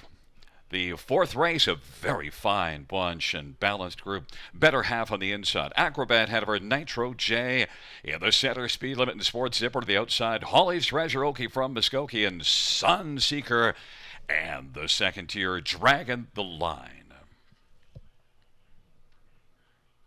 Field for the fourth race into the stretch drive. There at the start of the rough. And it is Better Half an Acrobat Hanover. Speed Limit's going to speed out. Holly's Treasure from the outside. Dragon the Line is out well from the trailer post, but right now it is Better Half than Speed Limit. Better Half and Speed Limit. Holly's Treasure is going to get out well and get to the pylons racing third in front of Acrobat Hanover. Then Dragon the Line is racing fifth, and then it is back to Sports Zipper. Nitro J, Oki from Muskokie and Sunseeker. It is Better Half who's got the lead as they race on to the opening quarter, and Speed Limit is filling the pocket. 28 seconds, the opening panel. Holly's Treasure is going to come to the outside right now to force the issue. Acrobat Hanover is racing fourth, and then Dragon the Line is going to angle out right now as they come off the turn, and then it is back to Nitro J as the field works off the turn. They come on towards us. Better Half and Denny St. Pierre on the inside of the lead, but here comes Holly's Treasure applying pressure. Speed Limit's to the inside third, and Dragon the Line is right up in within striking distance, and then Acrobat Hanover and Nitro J now kicking in. Oki from Muskokie to the outside Sports Zipper, and then it is Sunseeker. Into the backstretch they go, and it is still Better Half who's better. It is Better Half at 9-5, being pressured by Holly's Treasure first up. And then from the backfield now, moving out goes Nitro J. On the inside, Speed Limit is right there in the pocket, backing away Holly's Treasure. Dragon the Line is out 3 wide, 4 wide is Nitro J. And Oki from Muskokie is only about 4 or 5 wide as they race on to 3/4, 127 and 2. And it is Better Half who leads by about 2 1/4. On the inside, Speed Limit, Dragon the Line, Nitro J, Acrobat Hanover and Oki from Muskokie and Sports Zipper, and then Sunseeker. It is Better Half trying to make every call, the winning one. They come on down the lane. It is Better Half and Speed Limit. Speed Limit up the inside. Better Half is better. It is Better Half and Speed Limit.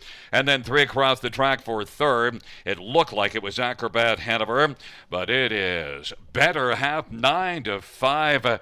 Did live up to that billing, and it was a pretty solid effort for Better Half, Rob.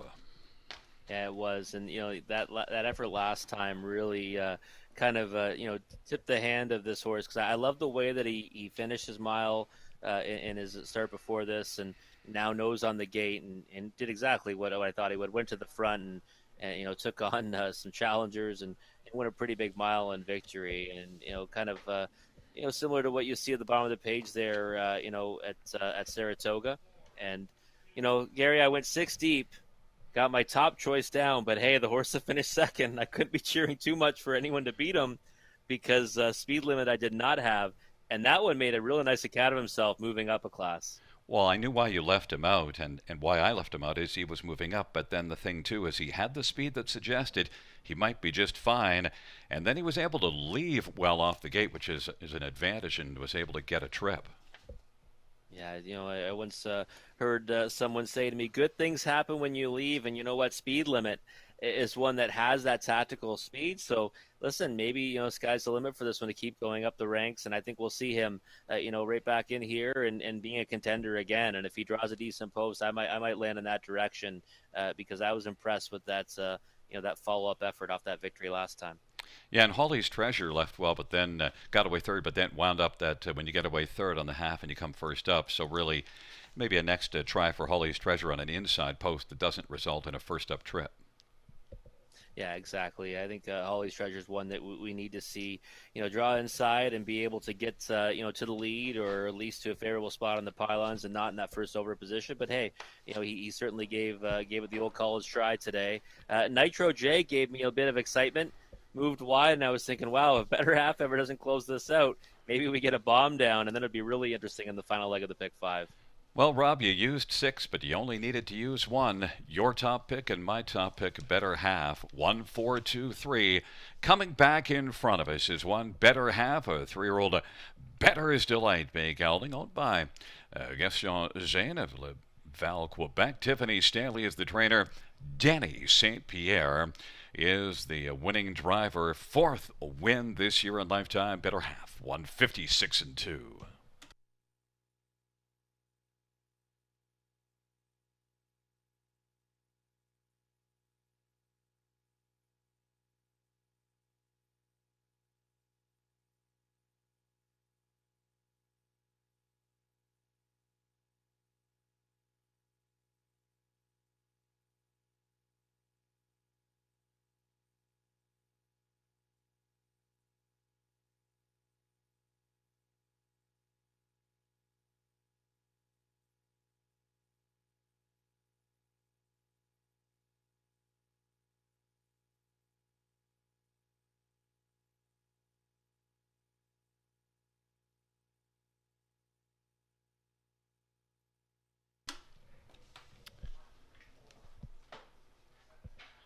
The fourth race payouts: 1, better half, 570, 370, 330.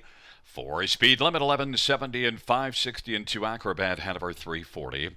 $2 exactor, $38.70. Dollar try, $68. Dollar super, $220 and 50 cents.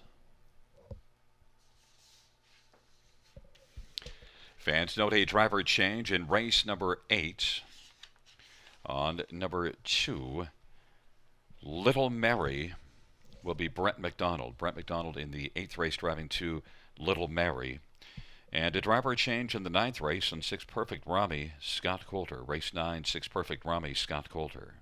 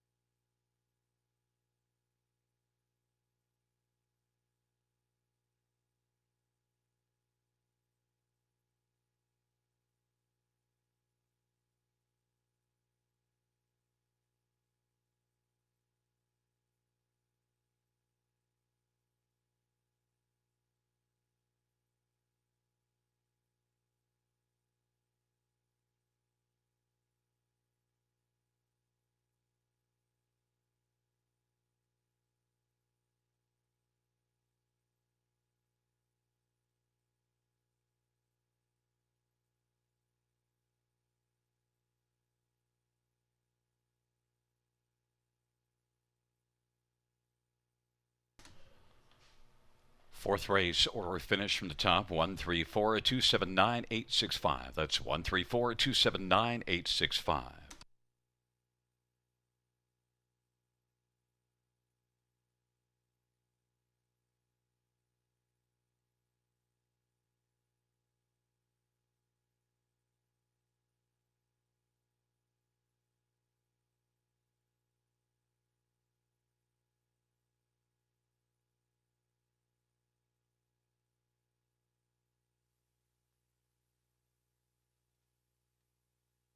All right, folks. Well, better half gets it done in race number 4, the favorite.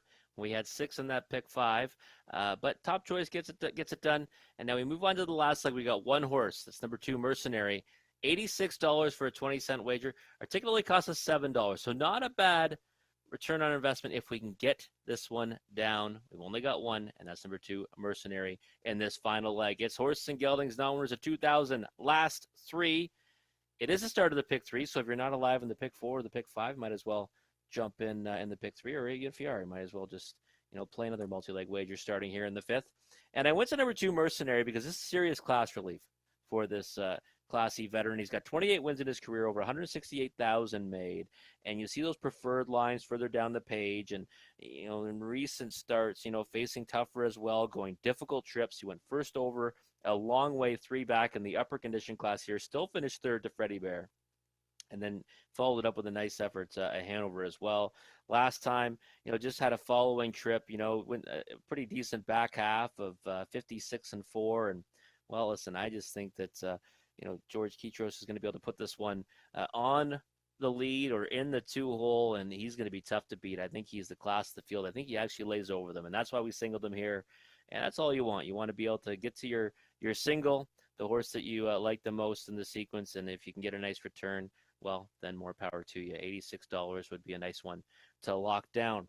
Number 1, Go 9-0 is my second choice, and I think, he merits respect in here as well. One that, has been racing at Sarnia. Obviously, that service is much faster than here at Grand River, and you look at the conditions, though, he's been racing in. It is, pound for pound, softer, in some spots. But then you see horses like Champagne Phil and horses like that are pretty solid opponents. And this one only got lost by half a length to that one, on August the 14th. So Go 9-0 is one that you've got to be mindful of, and I think has a chance in here. But I do think that, pound for pound, Mercenary is the better horse of the two. Number 4, Probert's Legacy is one that last time I did, peg on the ticket at a big price, ended up finishing 4th, just got beat 3/4 of a length, and is the other entry from the Mark Goddard barn. And the second start back now after a long layoff, might be one that can get a piece of it again. 12-1 on the board, decent price. Number 4, Probert's Legacy. Number 6, Bettor's Western, right now seeing 11-1 on the board. One that you've got to consider. And third start back off a layoff and trailing post last time at Clinton. It does have post 6 to work from, though, so for me it would be one that can get a smaller piece of it at a price. But the horses are moving out onto the track for this race number 5, the money leg of the Pick 5 wager. Good luck if you're still alive, and we'll come back in just a few moments to talk about it more with Gary Guy.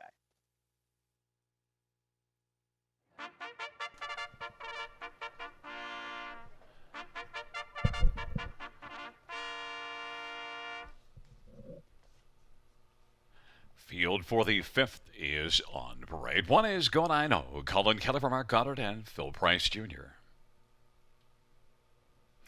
Number 2 is Mercenary, George Ketros for Mary Ketros. 3 is Casey's Dragon, Aaron Byron for Pat Rillo and Stephanie DiPietro.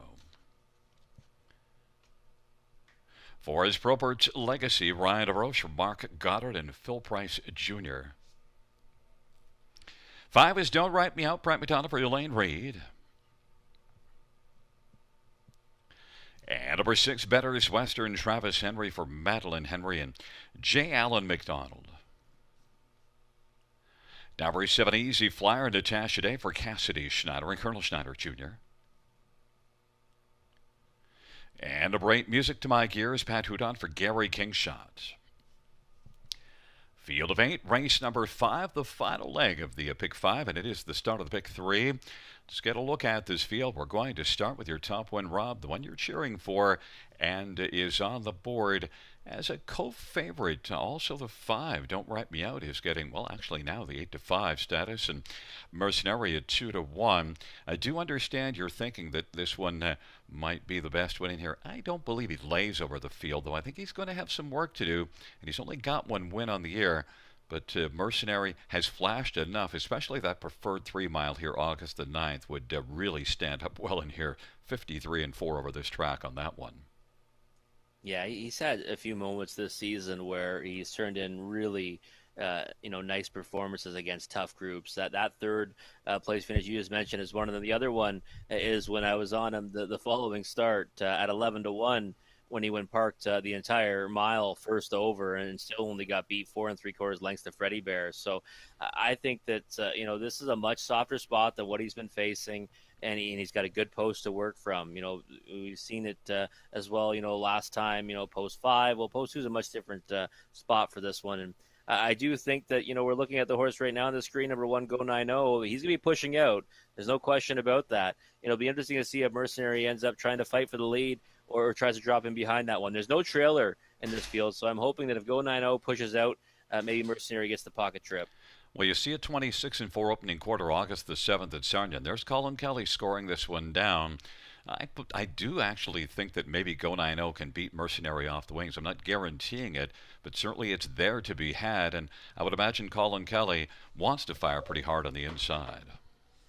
Well, you'd think so. Colin doesn't like to give up any positions, and when he draws a rail on a horse that has speed, you're going to usually see that one make his presence felt in the first turn. And last two starts for Go 9-0, post 8 and post 7. So no one wants to waste this rail spot tonight, and I think that we're going to see, the two horses that I think are the best horses, two best in the race, end up, battling for that early lead in the first turn. Well, if one splits those two that we think are the best two, it's probably for Probert's Legacy, because good form in that last one. That was actually a good battling effort. Yeah, fourth, you look at it, then you realize, beaten 3/4 of a length. Yeah, and the thing about it too is that he did kind of go like a pretty challenging trip, anyways, for a piece of it, and it was his first start back, in a long time. His last start before that was April the 2nd. So you're talking about a horse that had missed 5 months and then comes out and only gets beat 3/4 of a length in this class, and Twilight Zone was the winner on that occasion, and this one closed up nicely late. So now it should be tighter. I'm not sure how close he's going to be to the lead, but if he ever grabs a helmet and can get a favorable trip, he could make some noise at 10-1. And number 6, Bettor's Western, hasn't been his old self so much this year, but getting close to the $250,000 mark, and one that has a big, healthy mark overall, and also a decent speed win this year in that lone win, 55-4 at Northfield. And when I was a kid, they used to always say that the magic number was third start back off a layoff, right? And that's what this is for Bettor's Western. So, 5-1 on the board. I do think that the 1 and 2 kind of stand out in here. But when I looked at it, I said, well, if I had to look at two other horses that you would think that have a chance, it was 4 Probert's Legacy and number 6 Bettor's Western. One that's offering a bit of a price is 3 Casey's Dragon, and I know that some of the lines at Kaworth, maybe you're not sure what to make of them, but overall on the page you do see some decent flashes of speed. We'll see if Casey's Dragon can at least fit here for a share. I wouldn't be thinking on top, but maybe can sneak on the bottom of the ticket. You get a little healthier, 14-1.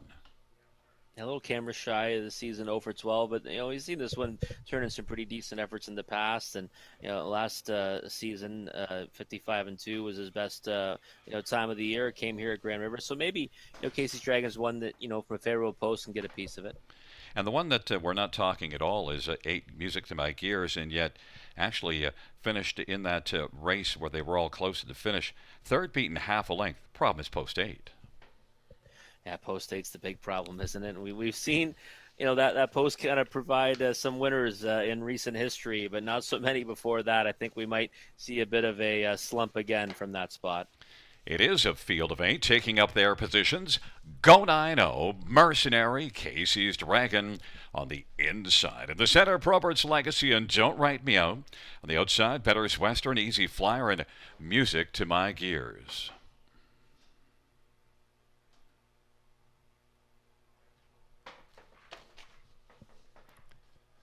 Field of 8 for race number 5.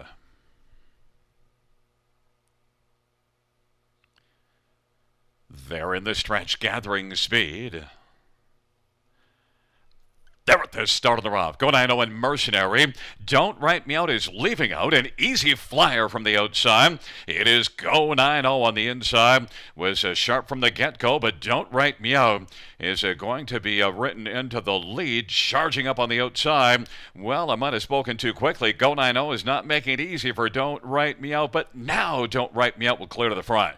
Go 9-0 is racing second, but not for long. Is going to come back around. Go 9-0 wants to be on top. Don't Write Me Out is filling the pocket, and up and moving right now is Mercenary, and Mercenary wants to pounce quickly and try to grab the lead, and is moving up against Go 9-0. Down to the inside is Don't Write Me Out, and then it is Easy Flyer who's racing fourth, and Probert's Legacy is fifth, and then it is back to Bettor's Western and Casey's Dragon, and trailing his Music to My Gears, it is Go 9-0 who's got the lead. Mercenary is challenging. Don't Write Me Out is in the pocket. Easy Flyer is racing second over fourth, then it is Probert's Legacy and Bettor's Western and Casey's Dragon, and Music to My Gears, 56-4 is the halftime. Into the backstretch they go, and go 9-0. Leads it, and on the inside, it is Don't Write Me Out. Mercenary's been out a while, and is about 2.25 off the lead. Is inching forward, but still has work to do, because Go 9-0 looks pretty good on the lead. And Don't Write Me Out, though, is right there still in the pocket, bravening up. Mercenary is traveling first over, 2.25 off the lead. 3/4, 126 and 2.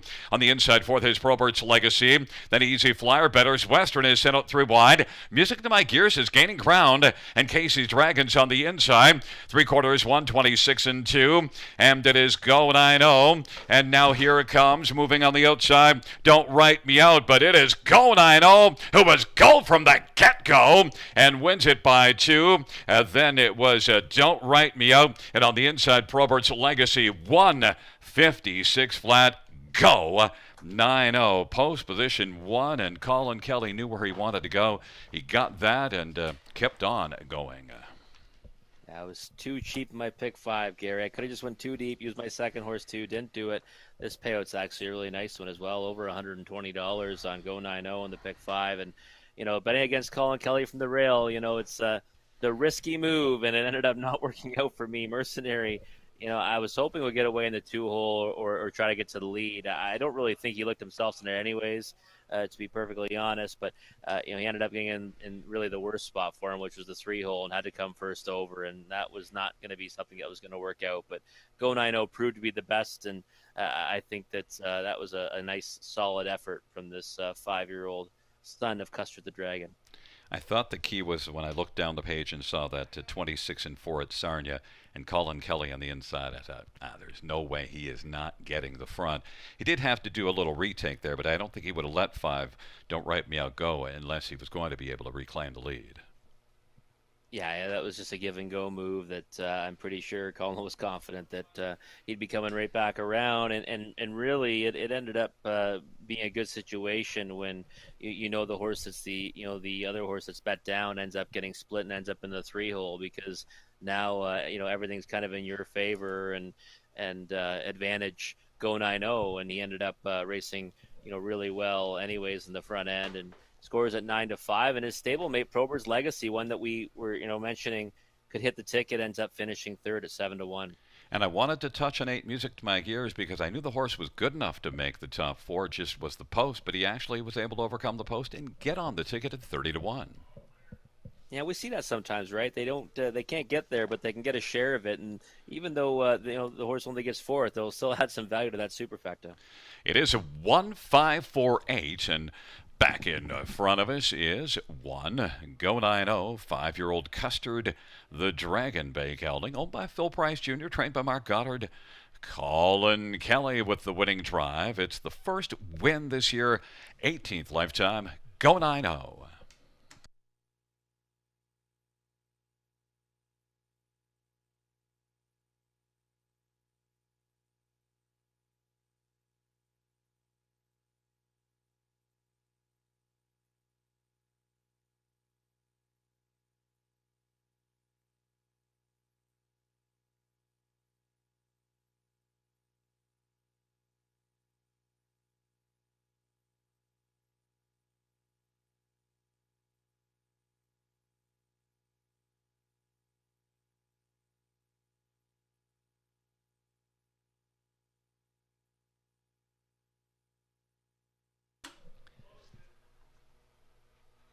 The 5th race prices: 1 Go 9-0, 570, 410, 295. Don't Write Me Out, 950, 410.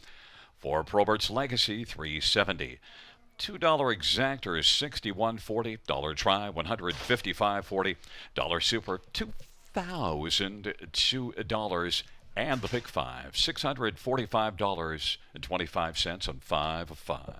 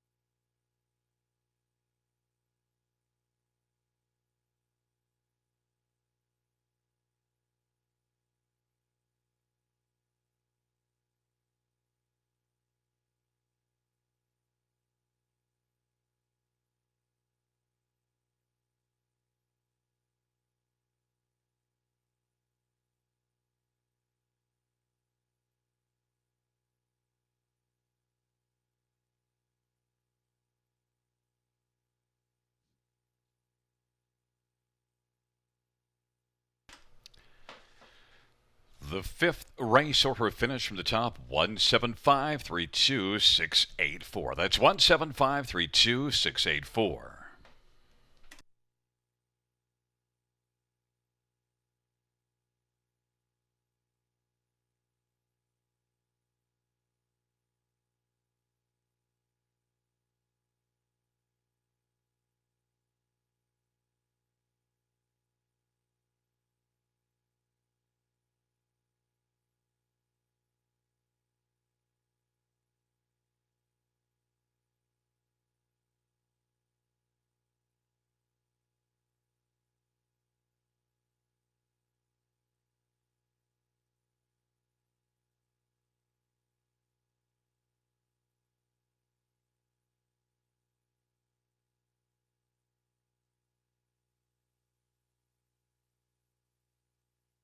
All right, folks. Well, Go 9-0 was much the best in race number 5.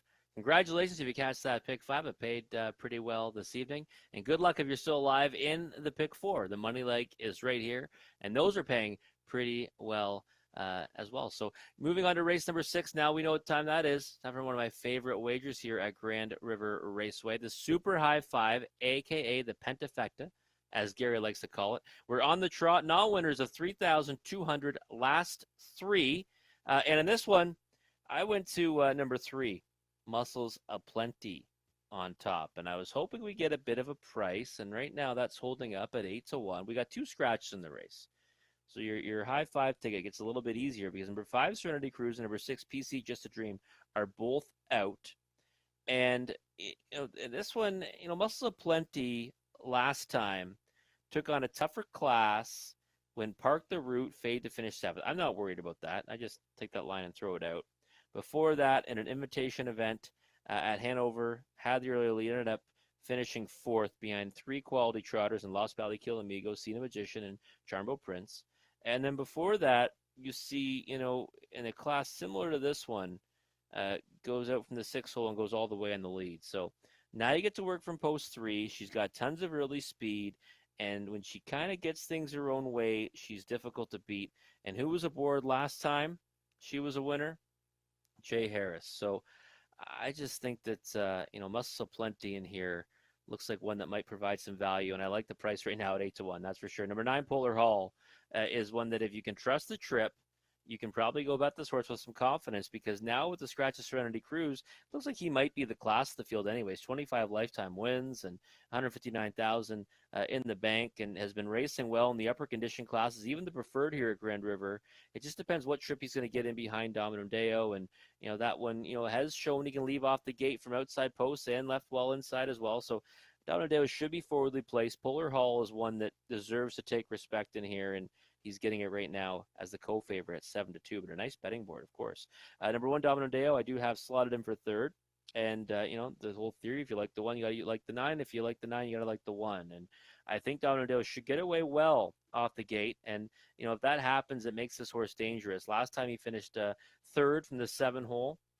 In a similar class, and I think that with a solid trip this evening, it makes him dangerous. I'm just not sure, with that 1 for 15 and that 1 win coming and a condition claimer, I just don't know how confident I'd be to put him on top.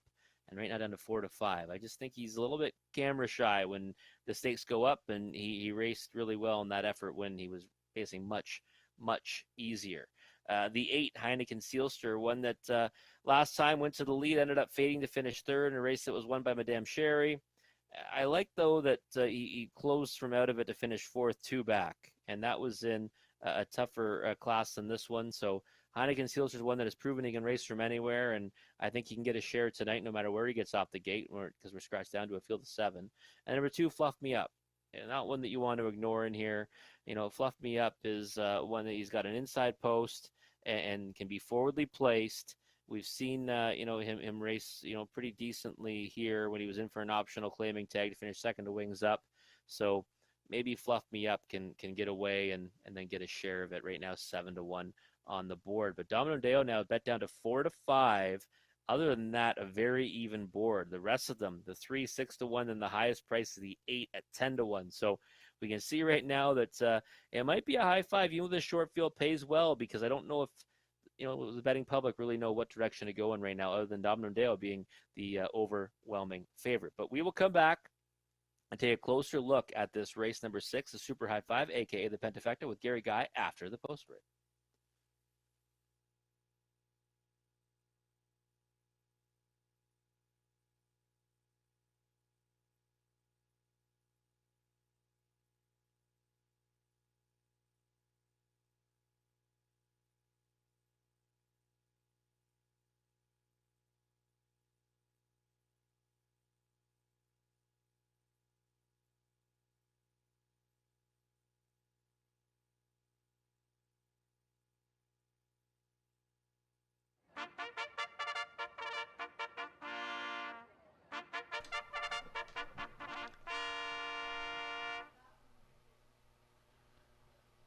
Field for the 6th on parade. One is Donham Dale. It's Travis Henry for Gerard Demers. Number 2 is Fluff Me Up, Robert Shepard for Scott West. And 3 Muscles of Plenty, Jay Harris for Joe Shaw, Patricia Gibb. 4 is I Am What I Am, Colin Kelly for Joe Shaw, Patricia Gibb. 5 and 6 are scratched. 7 is Missy's Magic Man, Ryan Holiday for Dave Holiday and Ron Corbett. Number 8 is Heineken Sealster, Brett McDonald for Don Lindsay and Glenn Lindsay. And 9 is Polar Hall, Bruce Richardson drives and trains for Kevin Davidson. Well, let's get a look at this field for the 6th race, and we will start right away with the 8-1 Muscles of Plenty. And, well, you see those muscles in action right now, Rob. I think Jay Harris is telling us something. I think so too. I mean, she's a speedy one off the gate, and I think there's no question that she's going to be firing for that early lead. It's just a matter of how taxing it'll be to get there, and if she can keep on going. We saw her do that on August the 20th, and it was a nice victory on that occasion. And I just look at this race, and I think that it's one that she might be able to steal on the front end, and that's what I'm hoping the trip scenario is. 7-1 on the board, and of course, Jay was aboard for that victory. I always like that she hasn't had him aboard in her last 2, but now gets him back on the bike, and he's done well with her. And that mile at Hanover and that invitation, you look at the ones that beat to Muscles of Plenty, Lost Valley, Kiel Amigo, Cena Magician, Chamber Princess. They would measure enormously well here. Muscles of Plenty, surprised you get 8-1. Number 9, Polar Hall, is also one that certainly is very capable at this level, has been competitive against tougher. You look at the bottom of the page, July the 21st, preferred 2 and 3 handicap, was competitive third to Cool Muscle and Lost Valley, Kiel Amigo. Trailer Post is the problem, but there's gate speed down on the inside. Yeah, I think that Polar Hall is one that can get away really anywhere, from maybe the mid pack and here, then we're scratched down to a field of 7, and be dangerous, because we've seen this one do it on the lead. We've seen him do it from off cover. I think Polar Hall is one that can win from anywhere, and I think you hit the nail on the head. I think that he's one that's been racing against much tougher. He's done well sometimes against that much tougher, and you look at this field today and say, well, he stacks up pretty nicely against them, and the 7-1 on Polar Hall also, to me, does not make sense. Number 1, Dominum Deo, getting over bet. But the thing about Dominum Deo, Travis Henry got this one off the gate really well from post 7 last race. Gets the inside. Might be looking for the pocket and behind Muscles Plenty. I think probably can't hold that one off from making the lead, but could be a trip horse. 6-5, a little short though. I'd say we might just say it's a lot short, because when you look at that last race, it did leave out from the 7 hole. I thought that was really impressive by Travis to get him to that spot, but never was gaining on Polar Hall. And you could say, well, he did more work, but Polar Hall had post 5. So 6-5 on one versus 7-1 on the other when they're literally starting in front of each other. Like, I don't understand that. I can't get my head around that. And I just think that, Domino Deo is one that can go out there and maybe he wins, but at even money, I can't get too excited about it, because I think there's also a possibility that with that starting spot, he might make a mistake, and we've seen him do that in the past. Number 8, Heineken Sealster, is one that you liked before there were 2 scratches, so now is post position 6. You probably like this one even more, and also is one that's been competitive against tougher. Look at the last race here. finished a third. A couple good ones went to the front. And also you see some off the pace efforts. Heineken Sealster, Brett McDonald, 5-1. Yeah, now going to start from that same spot he had two back when he closed the finish fourth, and that was what made me think he had a chance against Madam Sherry last time. Now that rival ended up beating him pretty handily, but he did lead a long way. I don't really see him firing out of there today. I'm not sure that would work out for him with a horse like Muscle Plenty to his inside, but with a short field, I don't think there's any reason why he can't close into it for a piece. Number 2, Fluff Me Up, is the one they actually took on top. I took here 7-1. The reason being, you look at the last race at Flamborough and you kind of question it, but was off about 3 weeks or more in between. In fact, closer to 4 weeks, and now comes back just 3 days later. And we see this one using gate speed back here in a class similar back in August, and raced very well to finish second to Wings Up. Yeah, Fluff Me Up is an interesting one because I think when this horse is on top of his game, he'd be able to handle this group. And, that effort here when he was second, I thought was a decent one. And if he can ever, maybe that short turnaround might, elicit a big effort today. And 9-1 is a pretty good price on one that gets a real nice post to lead from. It is a field of 7 for the 6th race. The Pentafecta, Rob. Dominum Dio and Fluff Me Up at the inside of the center. Muscles of Plenty. I Am What I Am. And to the outside, Missy's Magic Man and Heineken Sealster, the second tier Polar Hall. It's a field of 7 for the 6th race.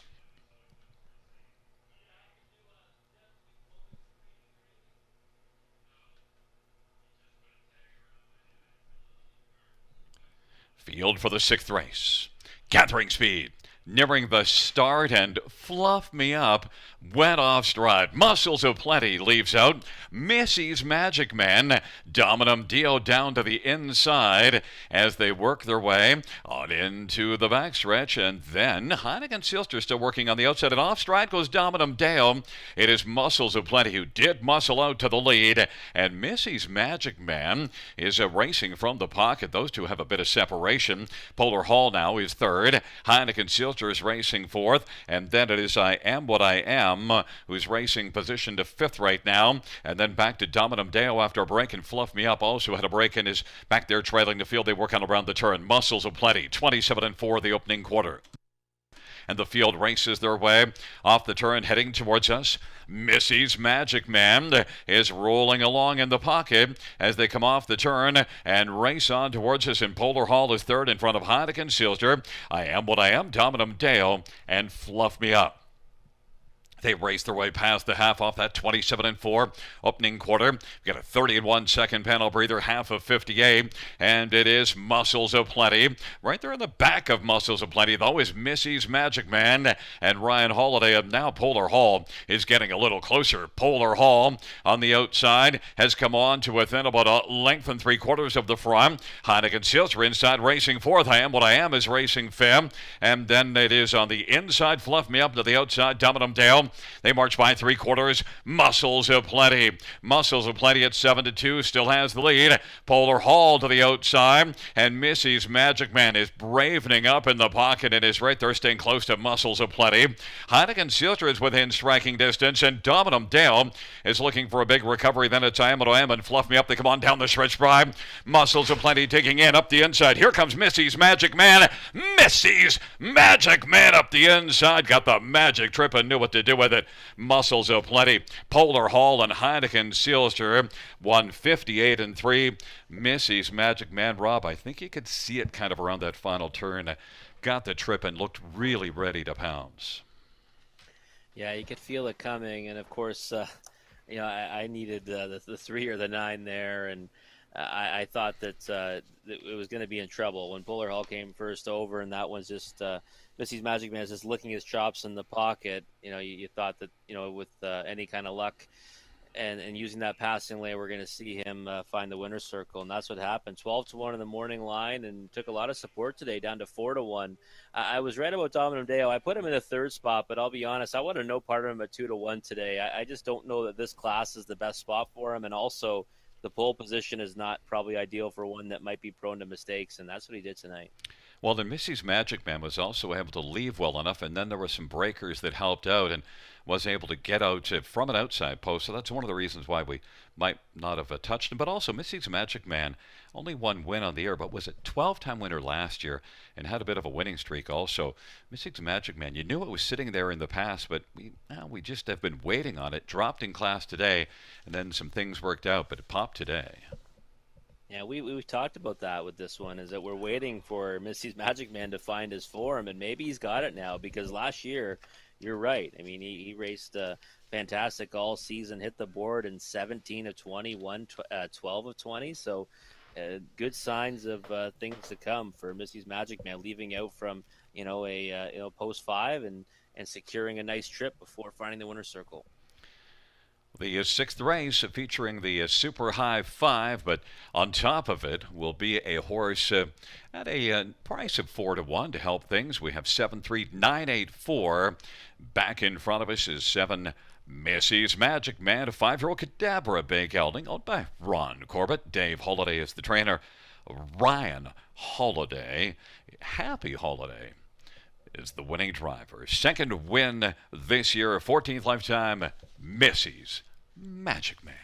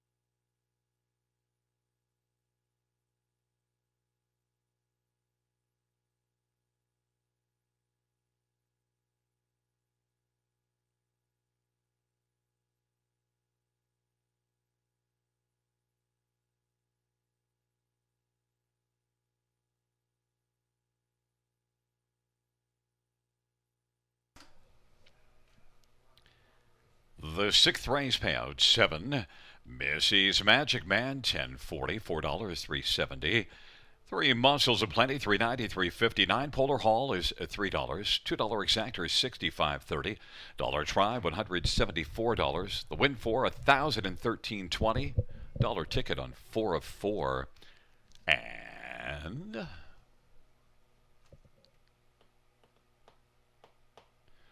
the Dollar High Five, 1,860.20.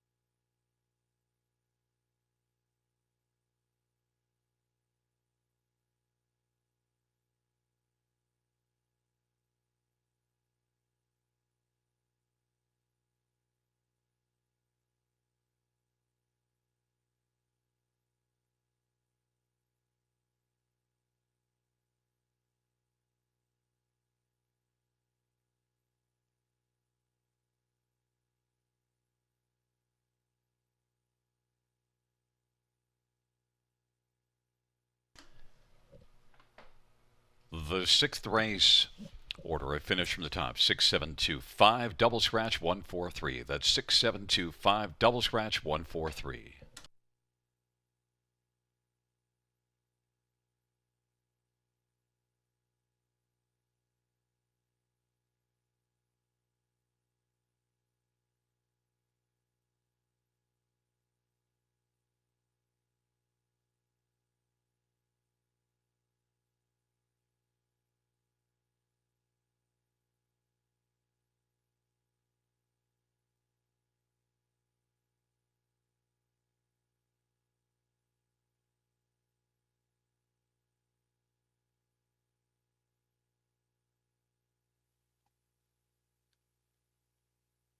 All right. Well, it's time for race number 7, folks. You know what that means? The start of the late pick four. So start mapping out your winning wagers now for as low as 20 cents. We're on the trot. Non-winners of 5,000 life. And even though it's a short field of just 6, this is a difficult contest, I think, to get through in that opening leg of the late pick four. So I did go to number 2, Just Never Mind, who is taking a lot of support right now. And the line that you don't see in the program was from September 7th at Flamborough Downs, and it was a decent second place finish. I sat in the 2-hole and ended up, finishing second to Chilean Toast, and I thought it was a decent enough effort. If you look at the lines over at Georgian Downs as well, you see a victory now 3 back by a nose, and all in non-winners of 1 or 5,000 life, which is going to match up well against this group. Similar, condition and probably similar company. So I think Just Never Mind with the 2-hole, and the one thing I like about him as well is he doesn't have any X's on his page, no breaks. So probably a sure-footed trotting mare that I think maybe we can get her down as the winner here. But even money is a pretty short price. And for second, I went to number 1, Whole 9 Yards, 3-year-old gelding, and he does have X's on his page. He's actually broken each of his last 2, and did go down to Lexington to compete in the one of the Kentucky Sired Series down there, and didn't have much success. But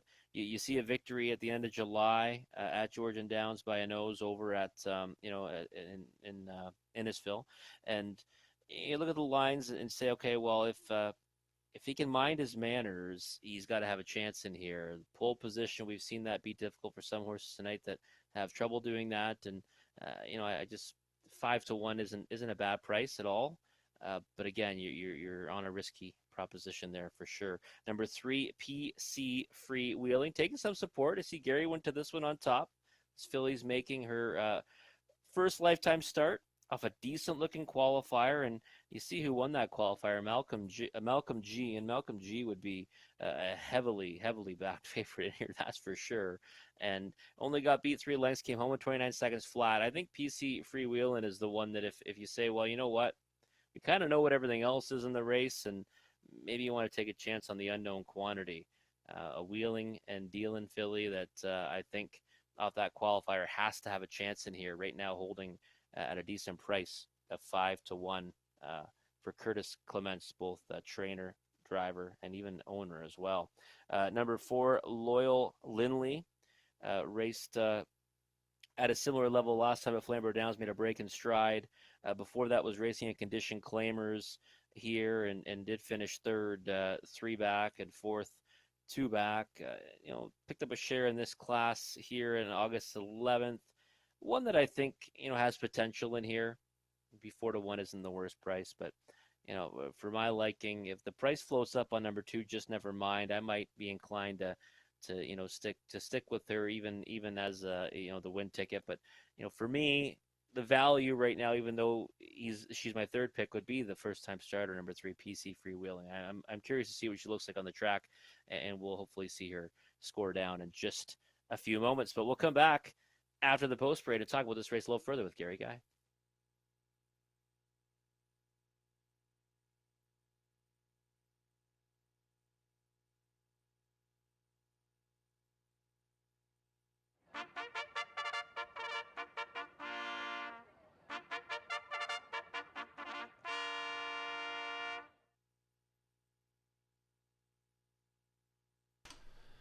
Field for the 7th On parade, one is whole 9 yards into Tash a day for Gary Mahan and Barry Clages.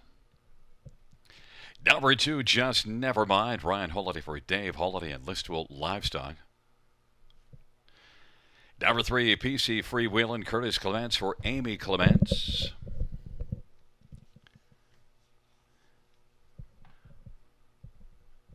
For Loyal Lindley, Scott Calder for Blake McIntosh and Hut Racing.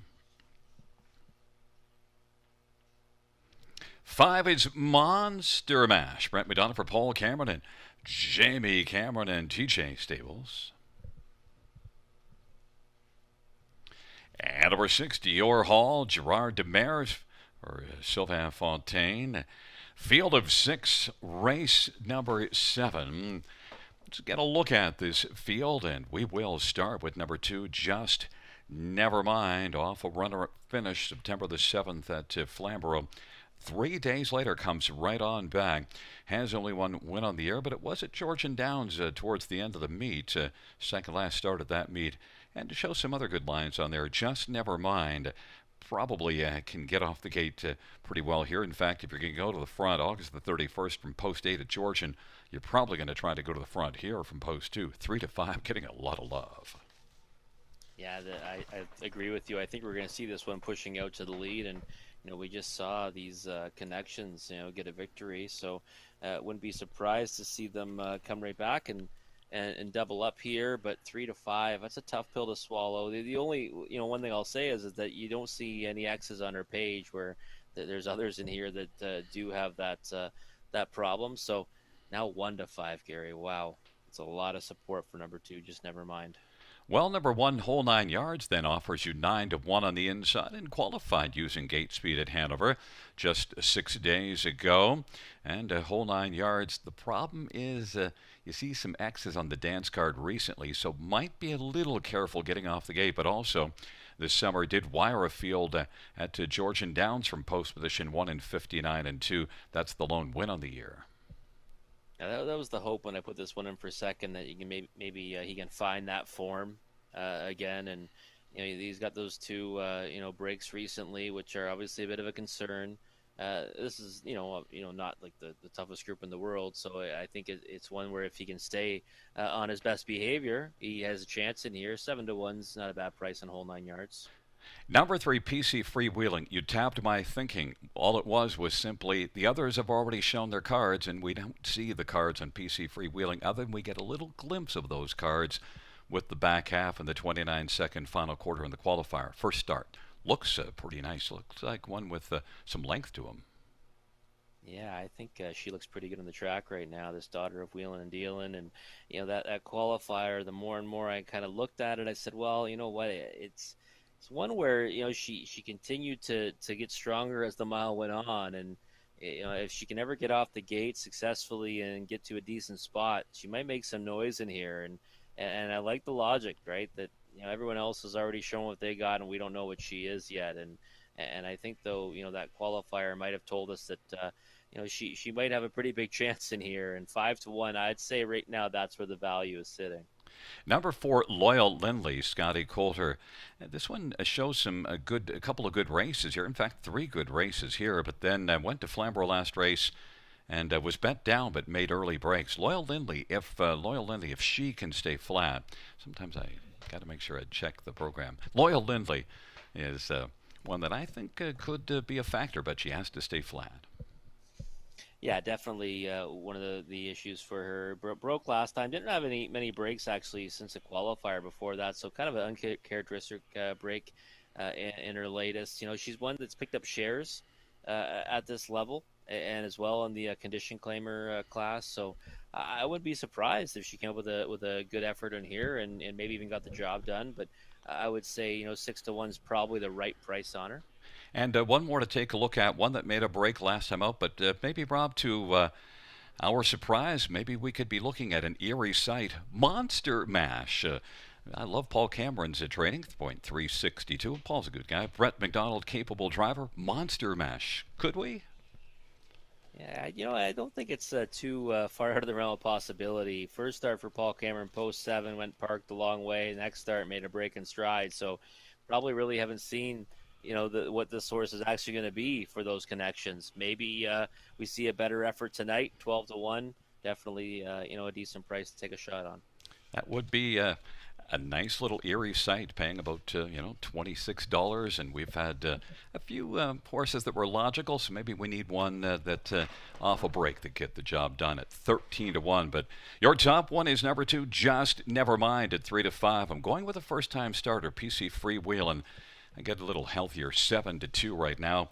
Field of 6 taking up their positions, whole 9 yards, and Just Never Mind on the inside. PC Freewheelin', Loyal Lindley in the center of the outside, Monster Mash and Dior Hall. Field of 6, 7th race, here they come.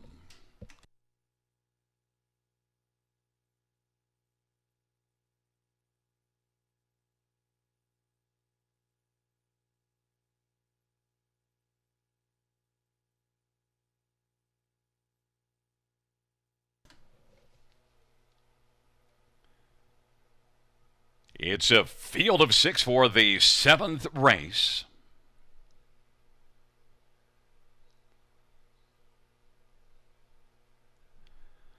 They're in the stretch drive, and whole 9 yards is broken stride.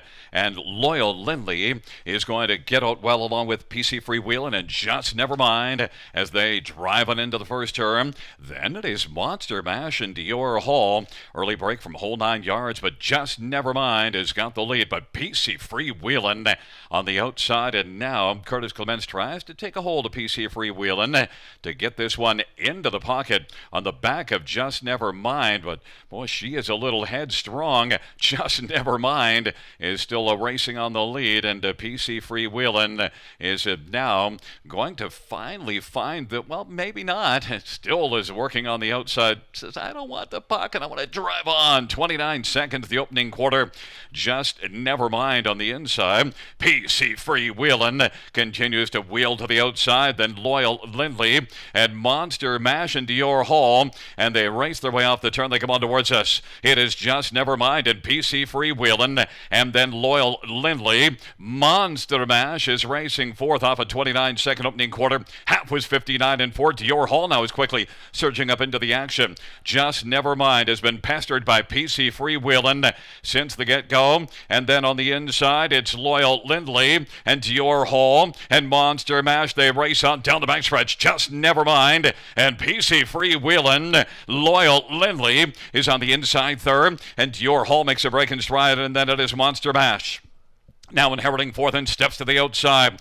Just Never Mind. PC Freewheelin' hasn't gone away and is a length back. Now out wide, it's a Monster Mash on the outside. And then on the inside, racing fourth is Loyal Lindley. They race their way towards the top of the stretch, and it is Just Never Mind. PC Freewheelin', Loyal Lindley, and Monster Mash is set out 3 wide. They come on down the stretch drive. Just Never Mind now digs in the lane. Just Never Mind is going to win. Loyal Lindley was second. Monster Mash picks up third, and PC Freewheelin' fourth. 201-1. Just Never Mind got the victory, but had to earn it all the way around. Yeah, it was a pretty game effort there. I mean, listen, PC Freewheelin', obviously Curtis Clements just couldn't hold this source tonight. She wanted to go on, and if she had landed the 2-hole and settled in there, then maybe this race is completely different, and it would have probably just been those two. I thought PC Freewheelin' looked pretty good on the track, looked good leaving the gate. Just couldn't really settle her down. So Just Never Mind ends up going coast to coast. Had to deal with that pesky rival the entire mile pretty much on her outside, but ends up getting the job done without too much stress. Yeah, and actually PC Freewheelin' didn't exactly back away all that much. Still finished fourth and maybe about 5 or so off the lead, but that's certainly one to keep an eye on for next time out. Or I'll tell you, if that one drew the inside, I don't think anybody would have caught her. Yeah, I think so too. I was, kind of hoping that either she could get around and they'd line up, or she could get in the 2-hole, because we looked at that one as a price play, and I thought that that would be an exacta to look at with Just Never Mind, and unfortunately, because of the trip scenario, she ends up fading to fourth. But I think she enjoys a much better result if things were different. Number 2, Just Never Mind, came back just 3 days after racing at Flamborough, and that was a good second. So clearly, the 3 days back, it didn't matter. But Just Never Mind was very sharp. Monster Mash actually put in a solid performance, had to roll out 3 wide going down the backside. So there's one also to keep an eye that a nice flat line for Monster Mash, and Paul Cameron had this one straightened out nicely in this start. Yeah, much better effort from Monster Mash, and like I said, we probably hadn't seen really the true account of Monster Mash yet for Paul Cameron. A couple of difficult trips and a break in stride, so maybe that one will move forward now. But back-to-back winners for Team Holiday here. Yeah, Happy Holiday wasn't smiling in the winner's circle in the 6th. We'll see if he can live up to his name here. He needs to crack a smile. Back in front of us, it's a top 4 of 2, 4, 5, 3. It's number 2, Just Never Mind, a 4-year-old muscle mass bay mare. Ryan Holiday is the winning driver. It is Happy Holiday.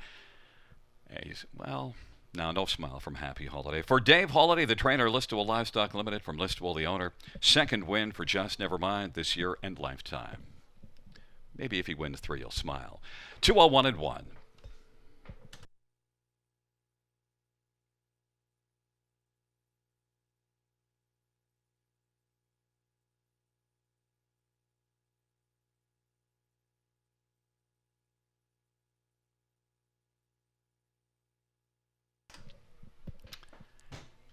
The 7th race payouts to Just Never Mind, 360, 330, 210. 4 Loyal Lindley, 440, 280. 5 Monster Mash, 360. Dollar Pick 3, 124.15.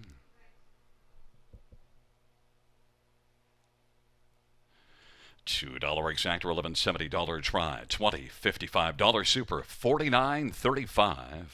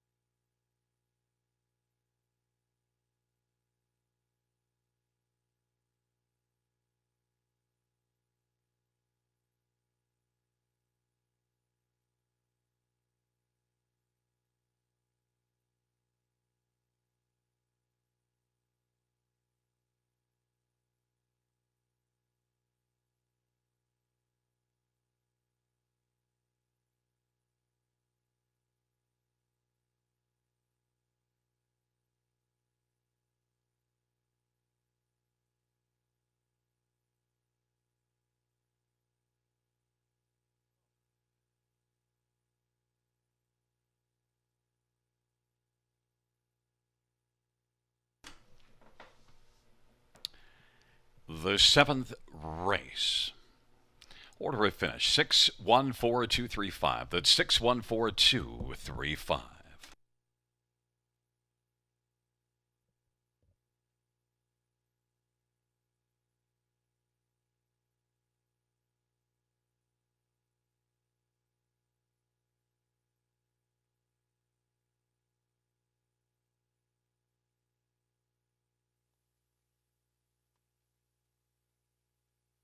All right, folks, well, it's time to take a look at race number 8. We've got filly and mares claimers, $15,000 of the condition variety.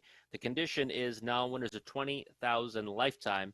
And I went towards the outside of the gates.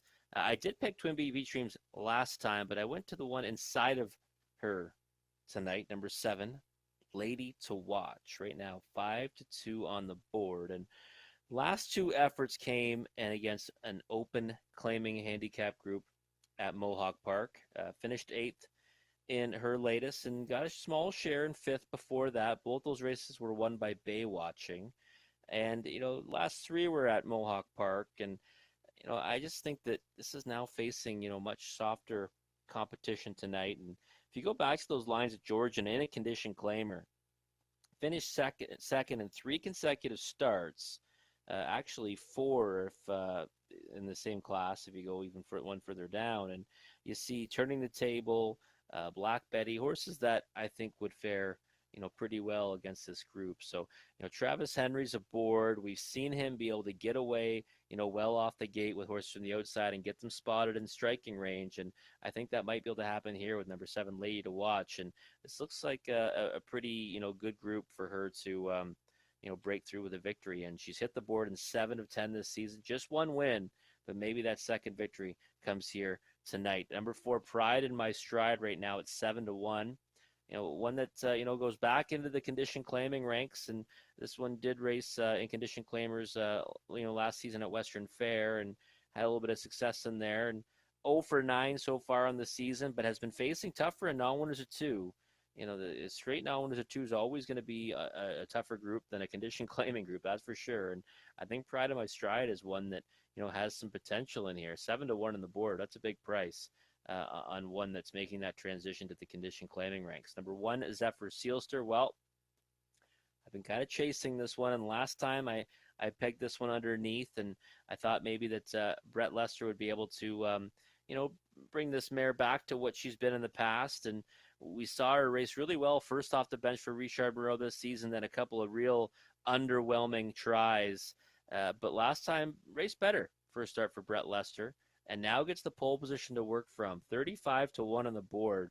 It's a real big price on one that took, I think, a big step forward last time and raced much better than she had in her previous 2 starts. So, I'll be watching that price closely, and if it stays there, she's what I'll be using underneath for sure in the exotics, and maybe even just take a flyer on a win ticket, because I think she's trending in the right direction. But I guess we'll see if that continues after tonight.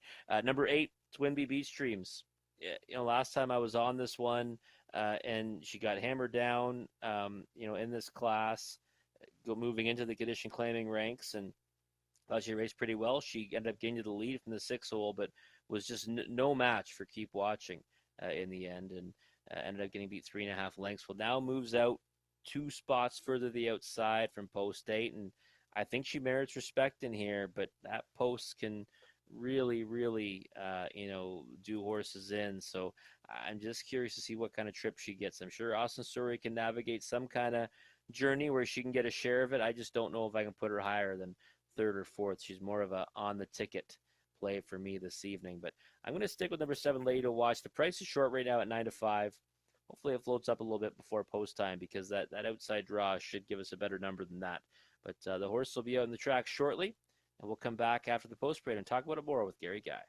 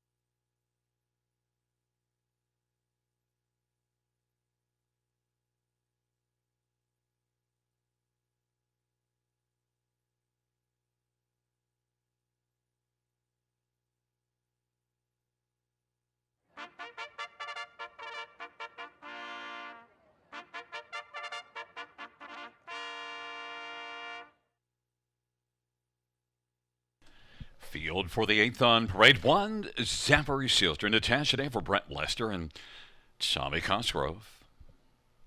And to his little Mary, it's Brent McDonough for Michael Salas and Link Stable. And number 3, Century Gala Child Birth for John Pentland and Patricia and Stuart Bolander. And 4's Pride of My Stride, Colin Kelly for Mike McLennan and Phyllis McLennan. 5 is Shadow 1, Rod Roche for Scott McNiven and Thomas Broadhurst and Bradley McNiven. Number 6, Latte Sealster, Scott Culver, Scott Friend and Rebecca Williamson. And 7, Lady to Watch, Travis Embry for Caleb Stevens. 8 is Twin Beach Dreams, Austin Sorry for Shane Barrington and Katrina Barrington. Field of 8, race number 8. Well, Rob, we're both on post position 7 in this race. The fans are too, also at 1 to 5. In fact, I have back-to-back 7s. I have this race and the next race. We're on the outside post positions. In fact, the 2 best horses in this race are probably the 2 on the outside. But 7, Lady to Watch, that last race, 53 and 3, despite 8th at Mohawk. Certainly the speed compares enormously well here. How do you think the trip works out? We've seen Travis Henry do some good stuff from outside posts. I think he's got to try to outleave, a few horses at absolute worst. But when you look at the inside of Lady to Watch, there's not really a lot of speed. I mean, where is the speed coming from? Maybe it's going to be Lady to Watch blasting out of there, and that's really what I think is going to hurt Twin Beach Dreams, because that one has speed off the gate, but it really diminishes your chances when the horse directly inside of you leaves out when you have an outside post. And I think Lady to Watch has to be firing. The price of 1 to 2, it was 1 to 5 a second ago. To me, that's far too short to take on any horse from the 7 hole, though. Well, then you can go to number 4, Pride of My Stride at 9 to 1 if that price holds. Now, doesn't have a win yet this year, but Pride of My Stride drops in class and compares well with this group. You see some decent speed only 3 races ago, a competitive 4th in 55 and 2 at Georgian. Yeah, I just love the fact getting back into the condition claiming ranks. Those races in straight now 1 or 2 are more difficult. You don't know who you're going to be facing in there, and none of those horses have been priced yet. So you end up having to face some pretty nice ones sometimes. So I just think Pride of My Stride right now is the value at 7 to 1, and I want to see the price on Lady to Watch go up, because I do feel strongly about that one in here. But if not, yeah, maybe Pride of My Stride's worth a flyer at a price. Number 1, Zephyr Sealster didn't leave much from post 2 last race, but you do see one back here in July from post 1, at least left well enough to be at forwardly placed 4th, and then came up with a decent 3rd. Zephyr Sealster is making only a 5th start of the year at Natasha Day, 16 to 1. I think also Natasha has shown me a little more aggressive driving of late. We'll see if that's the factor here.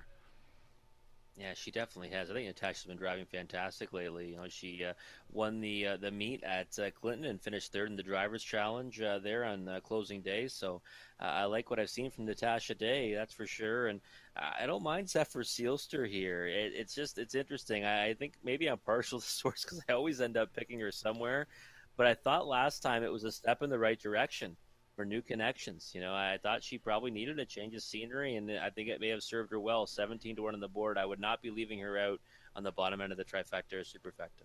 Number 8, Twin Beach Dreams. If all the post positions were even, you'd probably have to try to decide between the 7 and the 8. Isn't that correct? Yeah, those would be the 2 that I'd be zeroing in on for the top 2, that's for sure. And number 8, Twin Beach Dreams, did leave well last time out, but boy, has that post position 8 problem. Shane Barrington's been putting up some numbers. Austin Sorry has been driving well. Yeah, I love the connections, and Austin Story will probably be able to work something out from out there. The problem is that how taxing will it be if she blasts off? Does it take too much out of her? Last time, don't read too much into that second place finish. Keep watching. Race fantastic. We're going to see her in the next race. So I think Twin Beach Dreams is one that you have to give respect to land somewhere on the superfecta anyways and pick up a share. I hate post 8. And number 2, Little Mary, we had on the screen just for a moment, and you questioned where the gate speed might come from. Little Mary left a little bit better last race, but we see a start back here in July. Fire to the front, 28 3/4, and wire to field. Little Mary might try leaving hard this time. 13-1, Brett McDonald. That could be some value to get on the ticket. Yeah, the price is certainly right at 13-1, and a good post to work from. If she gets forwardly placed, she's got a chance in here. It is a field of 8.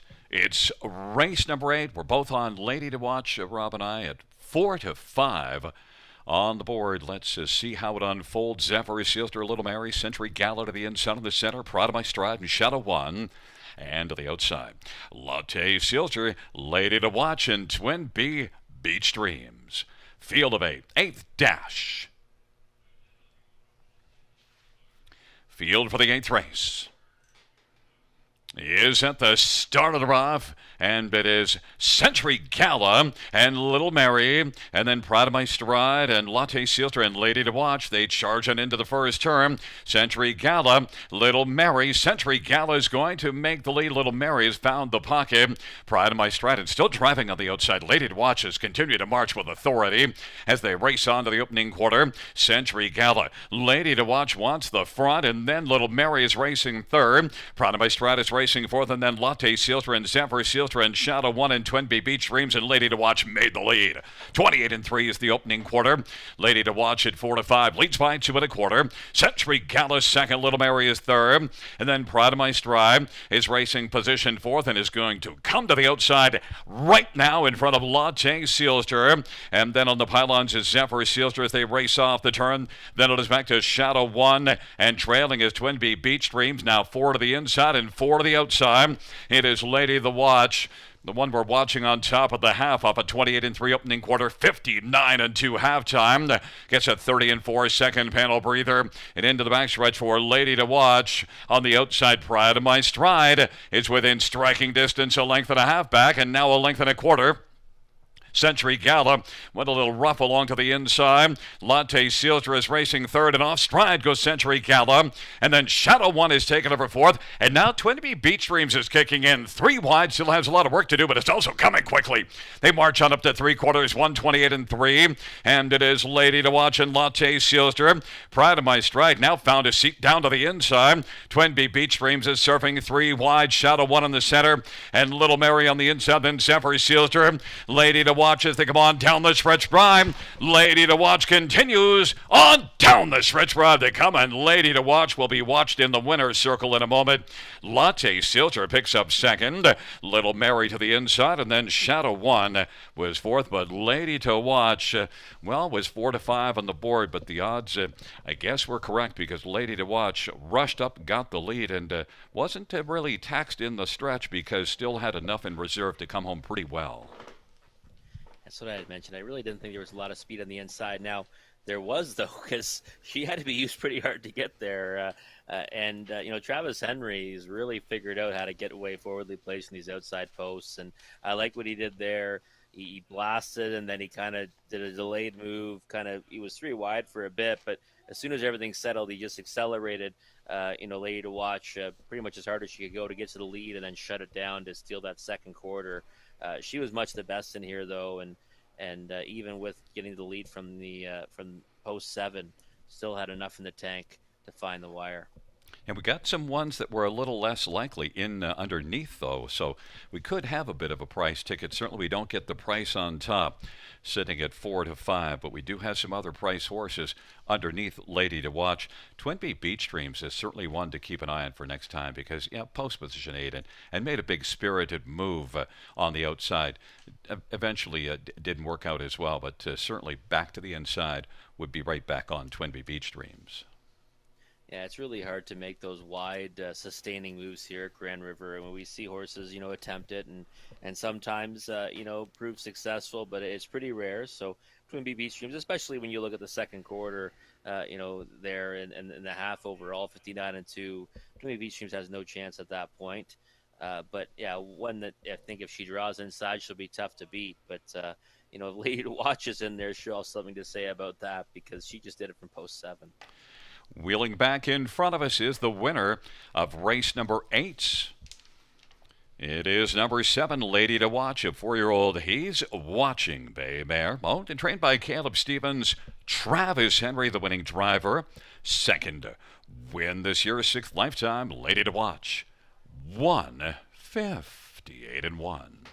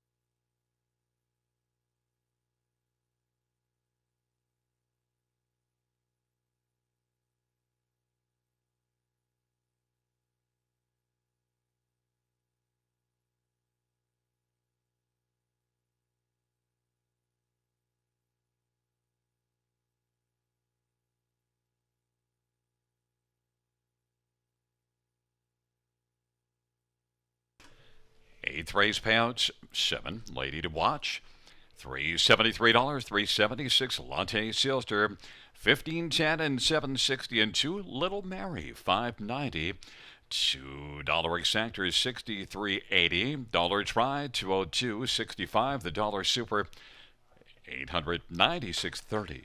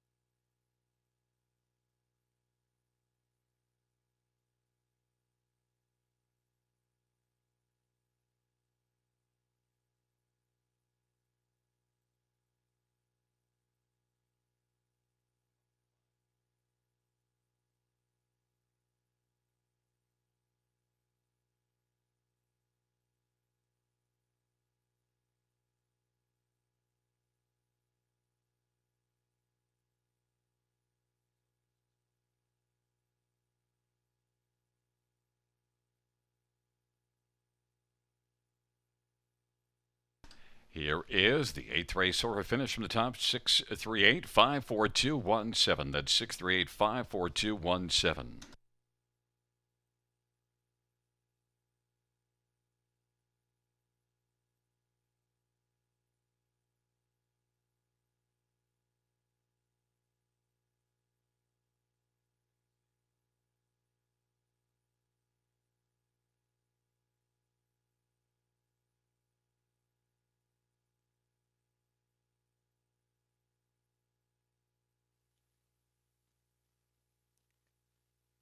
All right, folks. Well, time flies when you're having fun. It's already race 9, which means 2 races left and one more chance to play a multi-leg wager. That's the late double.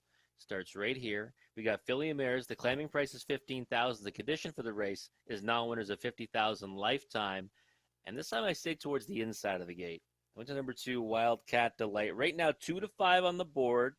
A little shorter than I was hoping for, that is for sure. But Wildcat Delight last time went into the condition claiming ranks, and I'll be honest, I underestimated this mare. She got tagged, for the first time and got away in the 2-hole in the pole position, and she absolutely, blew her competition away early too. Pulled it to the 2-hole early, opened up a wide margin, 1 by 2 at the wire, but I think was under pretty tight lines to Austin Story at the finish. I think he had lots left in the tank, and now comes right back in a similar class. And I think that Wildcat Delight is going to probably get away with the lead or the 2-hole at worst, and then should be difficult to beat in here. I see that I'm the only one going with this one on top. Interestingly enough, Ontario Racing and Gary Guy both going number 7, Keep Watching, and Ken Middleton going with number 5, Woodmere Roll Lily. The thing is, I like Keep Watching. I put that mare in for second. I thought that she's been racing just really incredible in her last 2. But the difference this time is you've got one from the outside of the gate that really doesn't have that huge speed. We did see her get away 4th last time, and then make a move and forge to the lead before winning with ease. But this time Wildcat Delight's got speed towards her inside and post 2. I think it gives that one a big advantage. So that's why I was hoping that the prices would be equal or maybe a little bit higher in favor for Wildcat Delight. I like Keep Watching. I think she's been amazing in her last 2. I just think that the not necessarily the post beats her, but the fact that one that has a significant post advantage over her. Plus, she is moving up in class a little bit as well. So that's something that you don't want to underestimate either. She was in the lower condition claimer for $15,000. Now she's in a higher earnings version of it. So I do give the edge to Wildcat Delight, but was hoping for a bigger price, or at least that they would both take some support to even out. But Keep Watching is my second selection. Number 5, Woodmere Roll Lily. Last time trailing post, never really got into the race, or I guess really tried to, and then didn't fire. Start before that was a winner when she finally dodged her stablemate Something Royal, and was hitting the board with frequency here. And a Georgian as well. Right now, 13-1 on the board. I certainly don't mind that price on Woodmere Roll Lily. Number 1, Land of Paradise, finally gets back towards the inside, the pole position, I should say, and was a winner, finished second from that spot 4 starts ago. Last time post 8, cross that one off your page. I thought she raced okay to finish 6th. I think she should get a piece of it tonight from the pole position. I think there's no question she's going to be firing out of there. Should get a favorable trip, and I wouldn't be surprised to see her pick up a share. But I see the Filly Mares already moving on the track. We'll come back and talk about more with Gary Guy after the post break.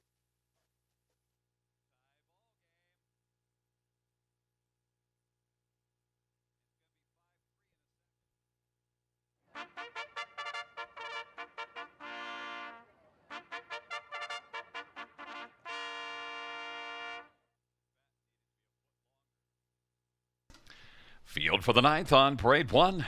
Land of Paradise, Brian DeBroche for Scott McNiven and Thomas Brothers, and Brad McNiven and Shirley Griffin. 2 is Wildcat Delight, Austin Sorry for Todd Nostad and Blue Shoe Investments. 3 is As You Car Pipe Dream, Anthony Hahn for Tom Ham.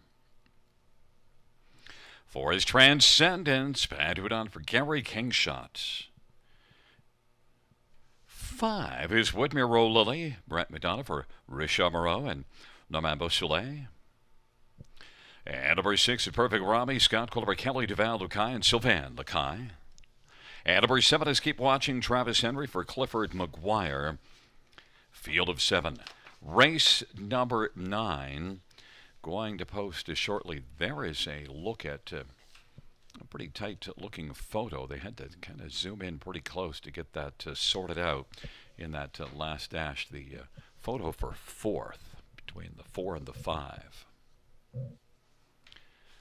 Well, we'll see if things are that close in this race. And first up, we're going to move down towards the inside. Rob didn't want to be on the outside post position. I am in this one. Number 2, Wildcat Delight. Rob, you get a favorable post, and this one had a good post in the last couple races, especially the last one knew what to do with it, was able to win, and looked pretty good in doing it. 4 wins on the year. Tyler Nostad's barn is good, and Austin Sorry's been having a fine year, but it's even money on the board. Yeah, getting bet heavily right now. Let's go to the track, and looks full of energy. I think we know that she's going to be blasting out and looking for that early lead.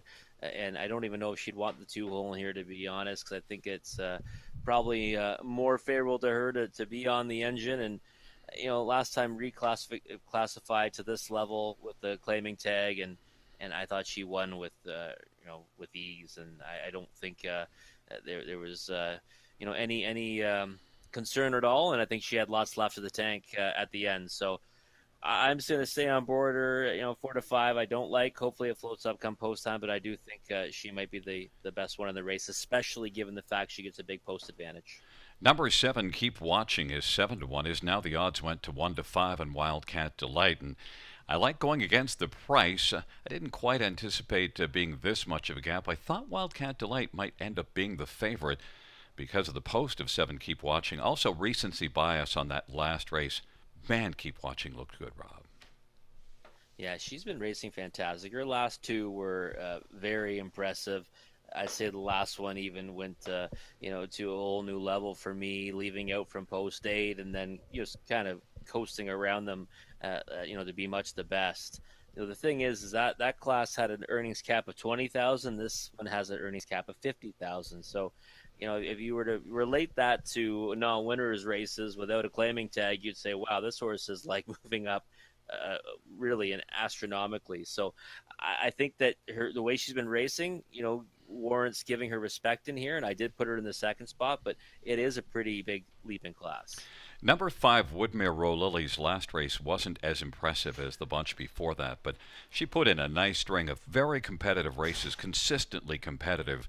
Woodmere Row Lily's probably bouncing back with a top 3 effort. You use this one third, 10 to 1.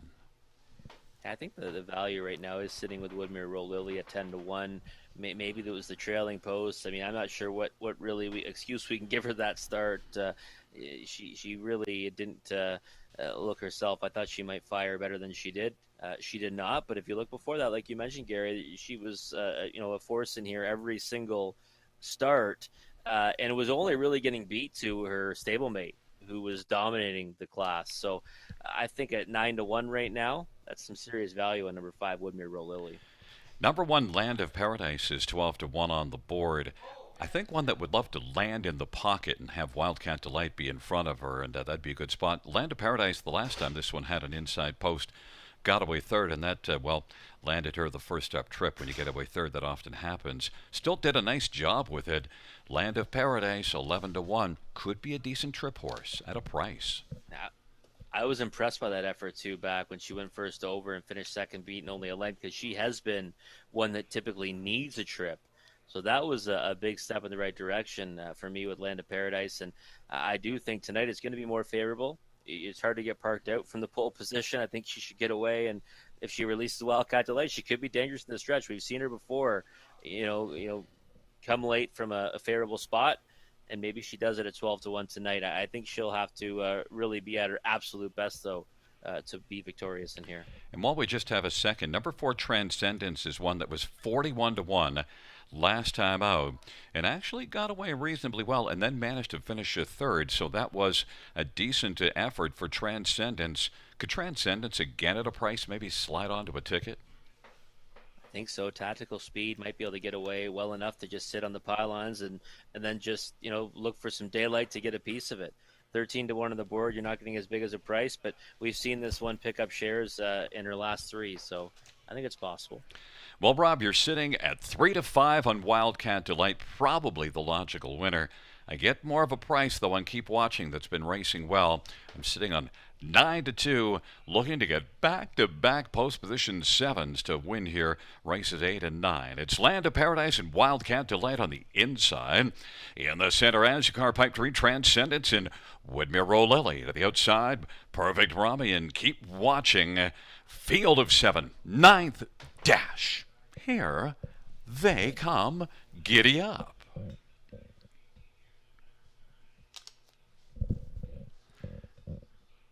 Field for race number 9. He's at the start of the rough, and Wildcat Delight and Azure Park Dream. And on the inside, Land of Paradise. And Keep Watching leaves as they work on around the turn. But right now it is Wildcat Delight trying to clear Land of Paradise. It is Wildcat Delight who's in front by half a length. Now a length, getting a couple taps there. Now clears Land of Paradise, who has landed in the pocket. Azure Pipe Dream is third. Transcendence is fourth, and Keep Watching did beat a couple off the gate and is racing fifth. And then it is Woodmere Row Lily and Perfect Rami. But Wildcat Delight 1-2 on the board. Austin Sorey trying to rein this one in now and look for his second panel breather off that 27-4 opening quarter. Land of Paradise at 8-1 has landed the trip. Azukar Pipe Dream is third. Then it is Transcendence as they come off the turn, and Keep Watching is racing fifth as they race off the turn and is going to pop to the outside. And it is now going to be Transcendence, but 3 wide. Keep Watching doesn't want to sit second over, wants to rush up and come right after Wildcat Delight right now as they work their way on into the backstretch off of 57-4 halftime. 30-second second panel breather, and Wildcat Delight, Land of Paradise, and Keep Watching. Azukar Pipe Dream, then it is Transcendence, and now Keep Watching getting submerging. It is flattened out and is backing away. It is Wildcat Delight. Land of Paradise is racing second. Azukar Pipe Dream is racing a position to third and is now only 3 off the lead. Then it is Perfect Rami. Transcendent scooting through to the inside. Woodmere Row Lily still has a bunch of work to do, and Keep Watching is back to trailing the field. Wildcat Delight as they race their way to the top of the stretch. Land of Paradise chasing Wildcat Delight, who still looks sharp as they come on down the lane. It is Wildcat Delight and Austin Sorey as they come on to the finish, and this one was very sharp and wins it by 2. Land of Paradise was second. Azukar Pipe Dream third, and then fourth appeared to be Woodmere Row Lily. It was Wildcat Delight. Well, you don't get a price of 1-2, but the price did tell the story.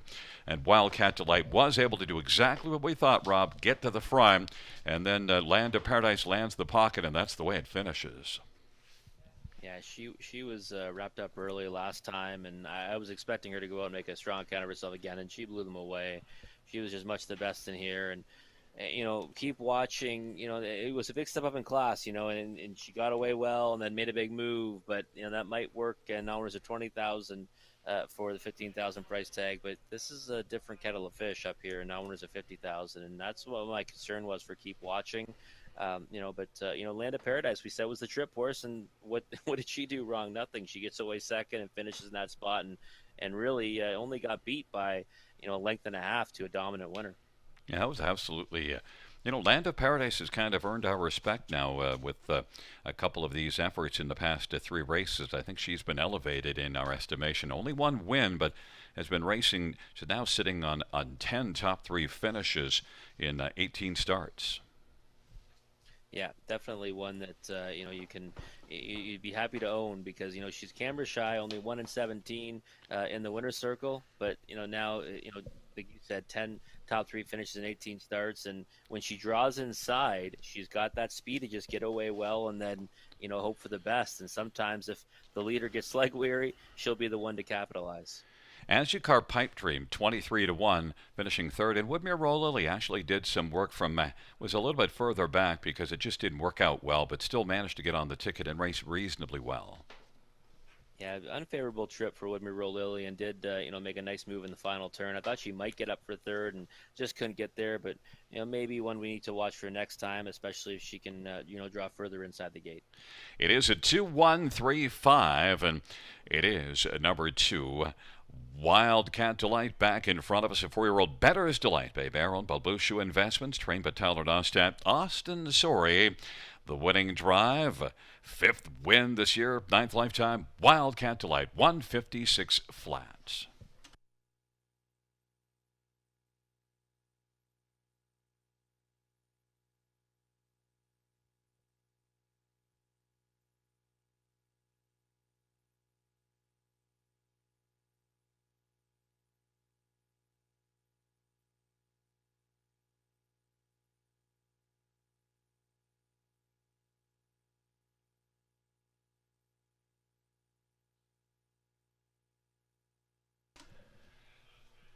Ninth race payouts to Wildcat Delight, 310, 250, 210. One Land to Paradise, 450, 340.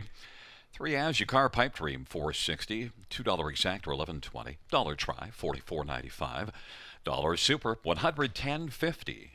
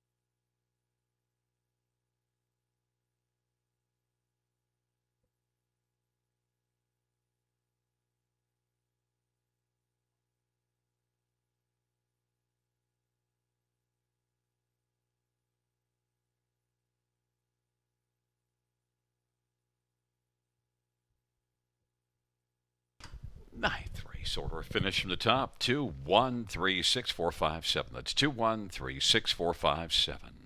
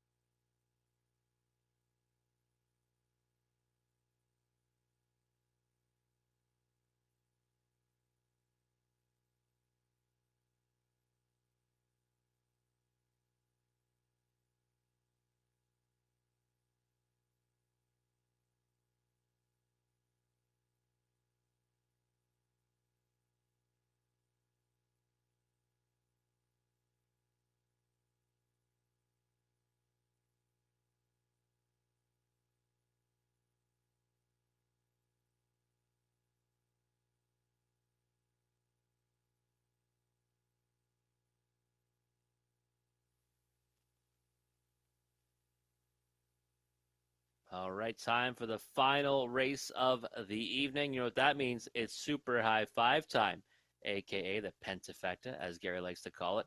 And we see that wager always pay well here at Grand River. So start mapping out your tickets because maybe you can go out a big winner after the last. It's Horse and Geldings Claimers. $7,000 is the price tag. And we do have a scratch at number 7, Merv's True Legacy. So we're down to a field of 7. I went to number 1, Luxless Bluegrass. Pole position to work from. Now, this one doesn't have a ton of speed off the gate, but has gotten away well from inside post positions. Right now, bet down to 2 to 5, though.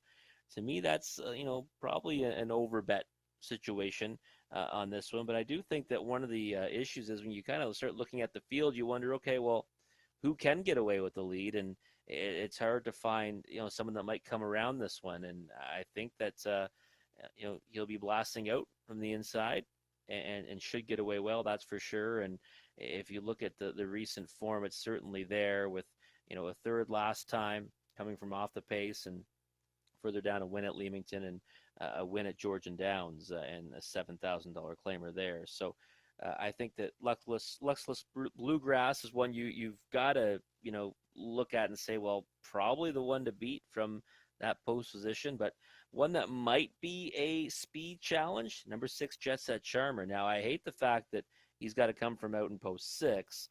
Last time post 7, got away 8th off the gate, was never in it, but that we know that's not Jet Set Charmer's thing. He's one that really needs to be forwardly placed to have a chance. 2 back, post 2, went to the lead, made every call a winning one.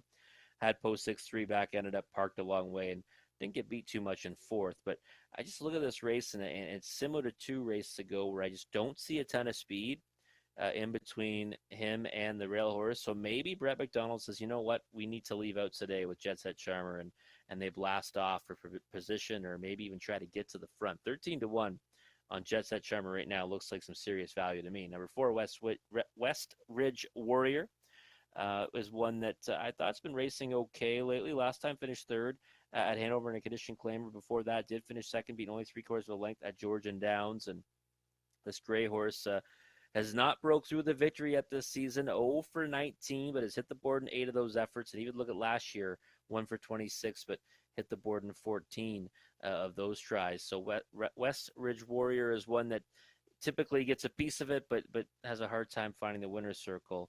At 11 years old, I think that if he gets away well enough in here, he might have a chance to land on the ticket. 12 to 1, not a terrible price. Number 4, West Ridge Warrior. Number 8, Ryan Klein. Well, I'd probably be putting this one on top if he drew inside. The problem is he's got an outside post again. He's going to lead from post 7 now with the scratch of Merv's True Legacy. Last time from post 6 ended up, getting away 5th and going parked a long way before making a move late to finish 2nd in Mystic Messenger. Just not sure how the trip works out tonight for Ryan Klein, and that's why I slotted him in the 4th spot. 4 to 1 on the board right now, probably an underlay for me anyways on Ryan Klein. Number 3, Holy Chip. Well, post 7 last time at Georgian Downs in the condition claiming ranks for 7,000, finished 6th, and post 5 before that, and now better post to work from here. Post 3, maybe this one tries to leave out and get forwardly placed. If he does, this 12-year-old with 38 wins and over 277,000 on his card, maybe he can get a big piece of it late. But I think it's really dependent on if he can leave out or not. And I do think the key topic, probably leave enough to try to drop in behind, or maybe even go in front of number 1, Luxless Bluegrass, who still holds as the favorite at 6 to 5. But the horses are moving out onto the track for the finale. It is a super high 5. We'll come back and do it one more time with Gary Guy after the post break.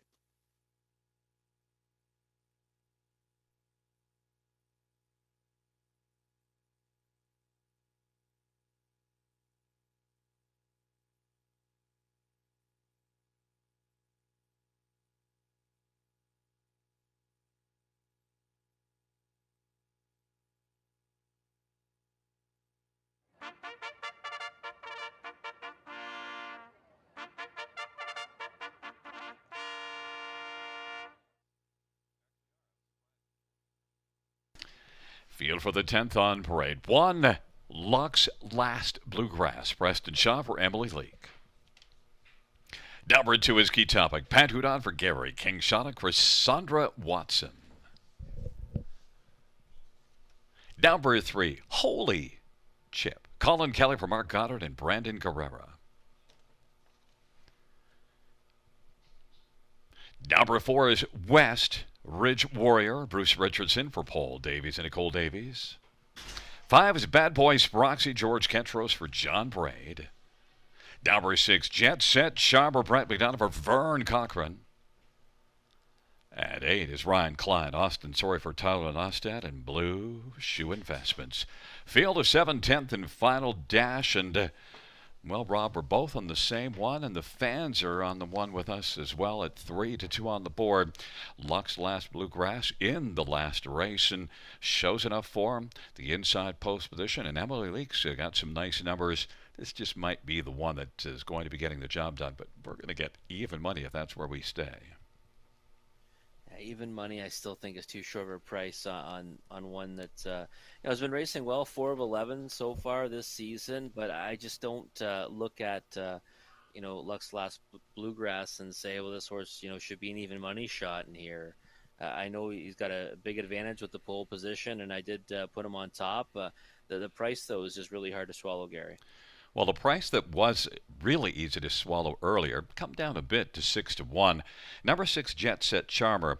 The reason why I didn't use this one on my top 4, even though I really do like the horse, it kind of seems to be one that might have to have the lead, or at least got to be forwardly placed. But I think he wants the lead. But maybe he's just going to rush out and go grab it anyway from post position 6, because it looks like Brett McDonald's kind of got this one warmed up a bit. Yeah, he looks fired up on the track right now, and I really think that is his best chance in here. Even though you say, well, he might get scorched early on from out there in post 6, and it's possible. But I don't think getting away, 6th or 7th is going to really do him any good. That's for sure. So I think he probably ends up getting a minor share at best from back there. So why not, go out there and try to get forwardly placed, maybe try to get to the lead. And I don't really think there's a ton of speed towards the inside of Jet Set Charmer. Even Lux Last Bluegrass is one that, even when he's had the rail, he doesn't necessarily get away with the lead off the turn. So I don't know. I would hope they're firing off the gate with Jet Set Charmer. And to me right now, he is the value at 6-1. There's number 4, West Ridge Warrior. Classy looking 11-year-old, sharp looking, but the win column's not sharp looking. 1 win in the past 45, but one that can be used on the ticket and comes in with lots of top 3s during the past bunch of races. West Ridge Warrior, 8-1. Yeah, tries hard and lands on the ticket. Like you said, doesn't get his picture taken often, but yeah, you look at the lines, you see a post 8, a post 6 over at Georgian, and last time it was kind of the line doesn't really show up, but it wasn't really the most ideal trip for this 11-year-old Gray, son of Blissful Hall. So I think that he might be one too that you look at and say maybe he can improve on that 3rd place spot I put him in. Maybe he can be 2nd or maybe even upset on here. 9-1, not the worst price in the world. Now the price has come back up on number 8, Ryan Klein, and that might be a good place to sit if you can get that kind of a price, because we saw Tyler Nostad's horse win in the 9th race, and Ryan Klein and Austin Sorry raced really well from off the pace last time here. Pretty solid effort. Mystic Messenger was on fire in that one. Ryan Klein beaten only a length. And Ryan Klein and Austin Sorry just might be able to do something with this post position, especially when you're looking at 4-5. I think one's going to maybe take him down. It just might have to be on the outside. Yeah, 7-1 right now is probably a good number on Ryan Klein. Earlier on, we saw 4-1. I wasn't too enthused about that. It's just difficult to overcome post 7 now with the scratch of Merv's True Legacy. Listen, Ryan Klein, I think, is good enough to win in here. It just comes down to trip. And number 3, Holy Chip, is down a little too low for me to like. 9-2, 38 wins lifetime, but only a 3 in the past 2 seasons. I like the post relief, anyways. From post 7 last time at Georgia, and even slight post relief before that. 12-year-old with 38 lifetime wins. I agree, though. 5-1 is probably underlay. It is a field of 8 for the 10th and final dash, and Well, Rob and I are both on the 3-5 favorite. Lux Last Bluegrass. If you're jumping off, where are you going, Rob? Yeah, he's clear. I, Christine cut him off. He's had enough to say that. Go ahead, Rob.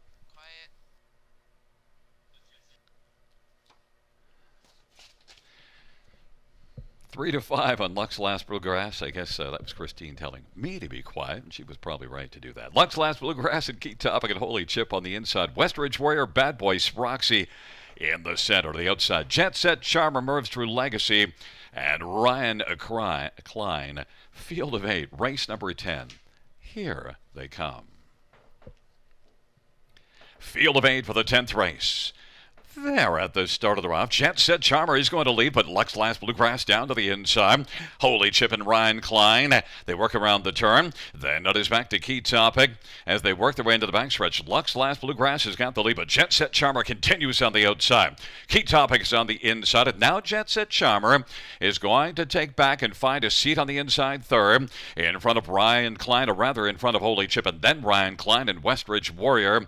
And then further back is Bad Boy Sproxy as they race their way on past that opening quarter, and as they race their way on past that quarter in 27-4, Lux Last Bluegrass, Key Topic second, Jet Set Charmer third, Holy Chip is racing fourth. Ryan Klein's going to pop to the outside as the field works off the turn and rolls on towards us, and also to the outside is Westridge Warrior, and then it is back to Bad Boy Sproxy. Lux Last Bluegrass is on top and leads it by 2 1/4. Here comes Ryan Klein, though, on the move, and Key Topic is on the inside, racing third. Westridge Warrior is on the back of Ryan Klein. They work their way on into the backstretch. Lux Last Bluegrass at 3-5 on the board. Ryan Klein to the outside is bearing down second. Getting closer is only about a length and a quarter back. And then Key Topic is third. Westridge Warrior has fourth, and then fifth is Jet Set Charmer. And then it is back to Holy Chip and Bad Boy Sproxy.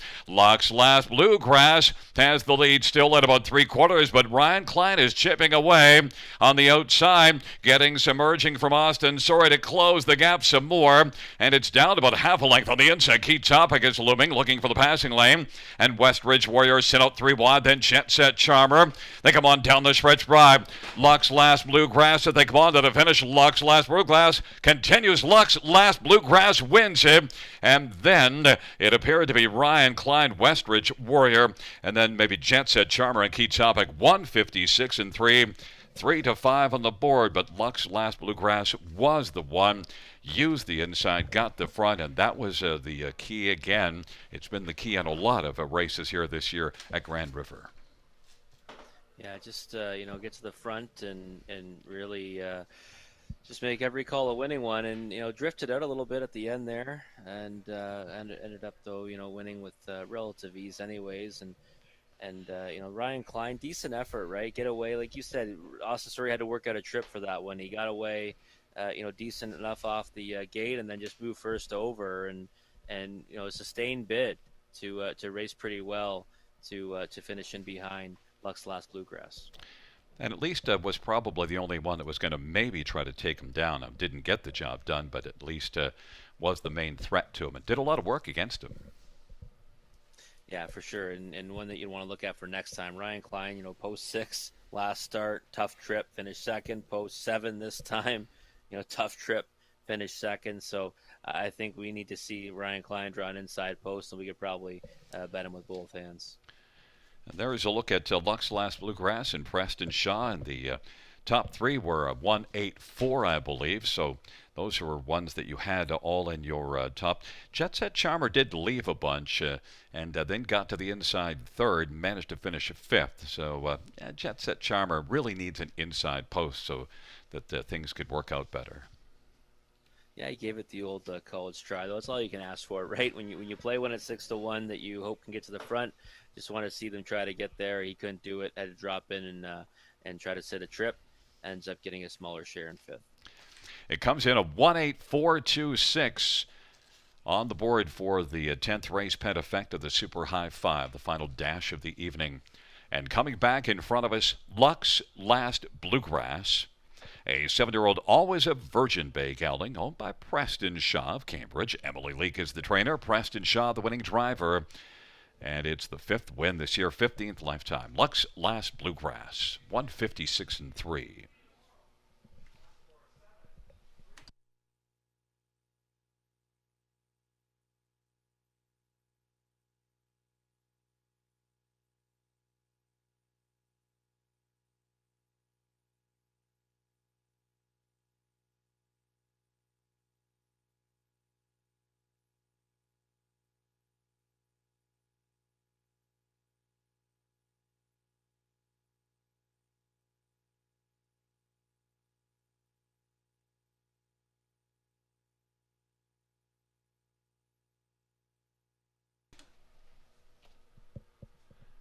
The 10th race payouts of 1, Lux Last Bluegrass, 340, 270, 220. 8, Ryan Klein, $4 and $3, and 4, Westridge Warrior, $3.10.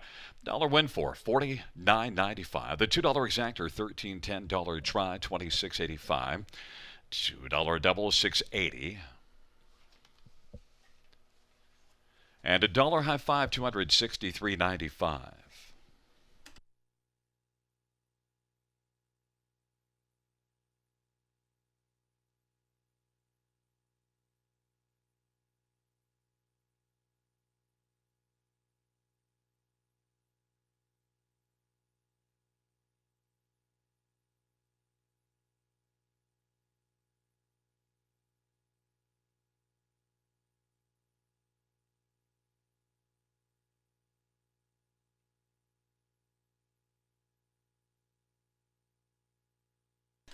The 10th race order finish 147-365, scratch 2. That's 147-365, scratch 2.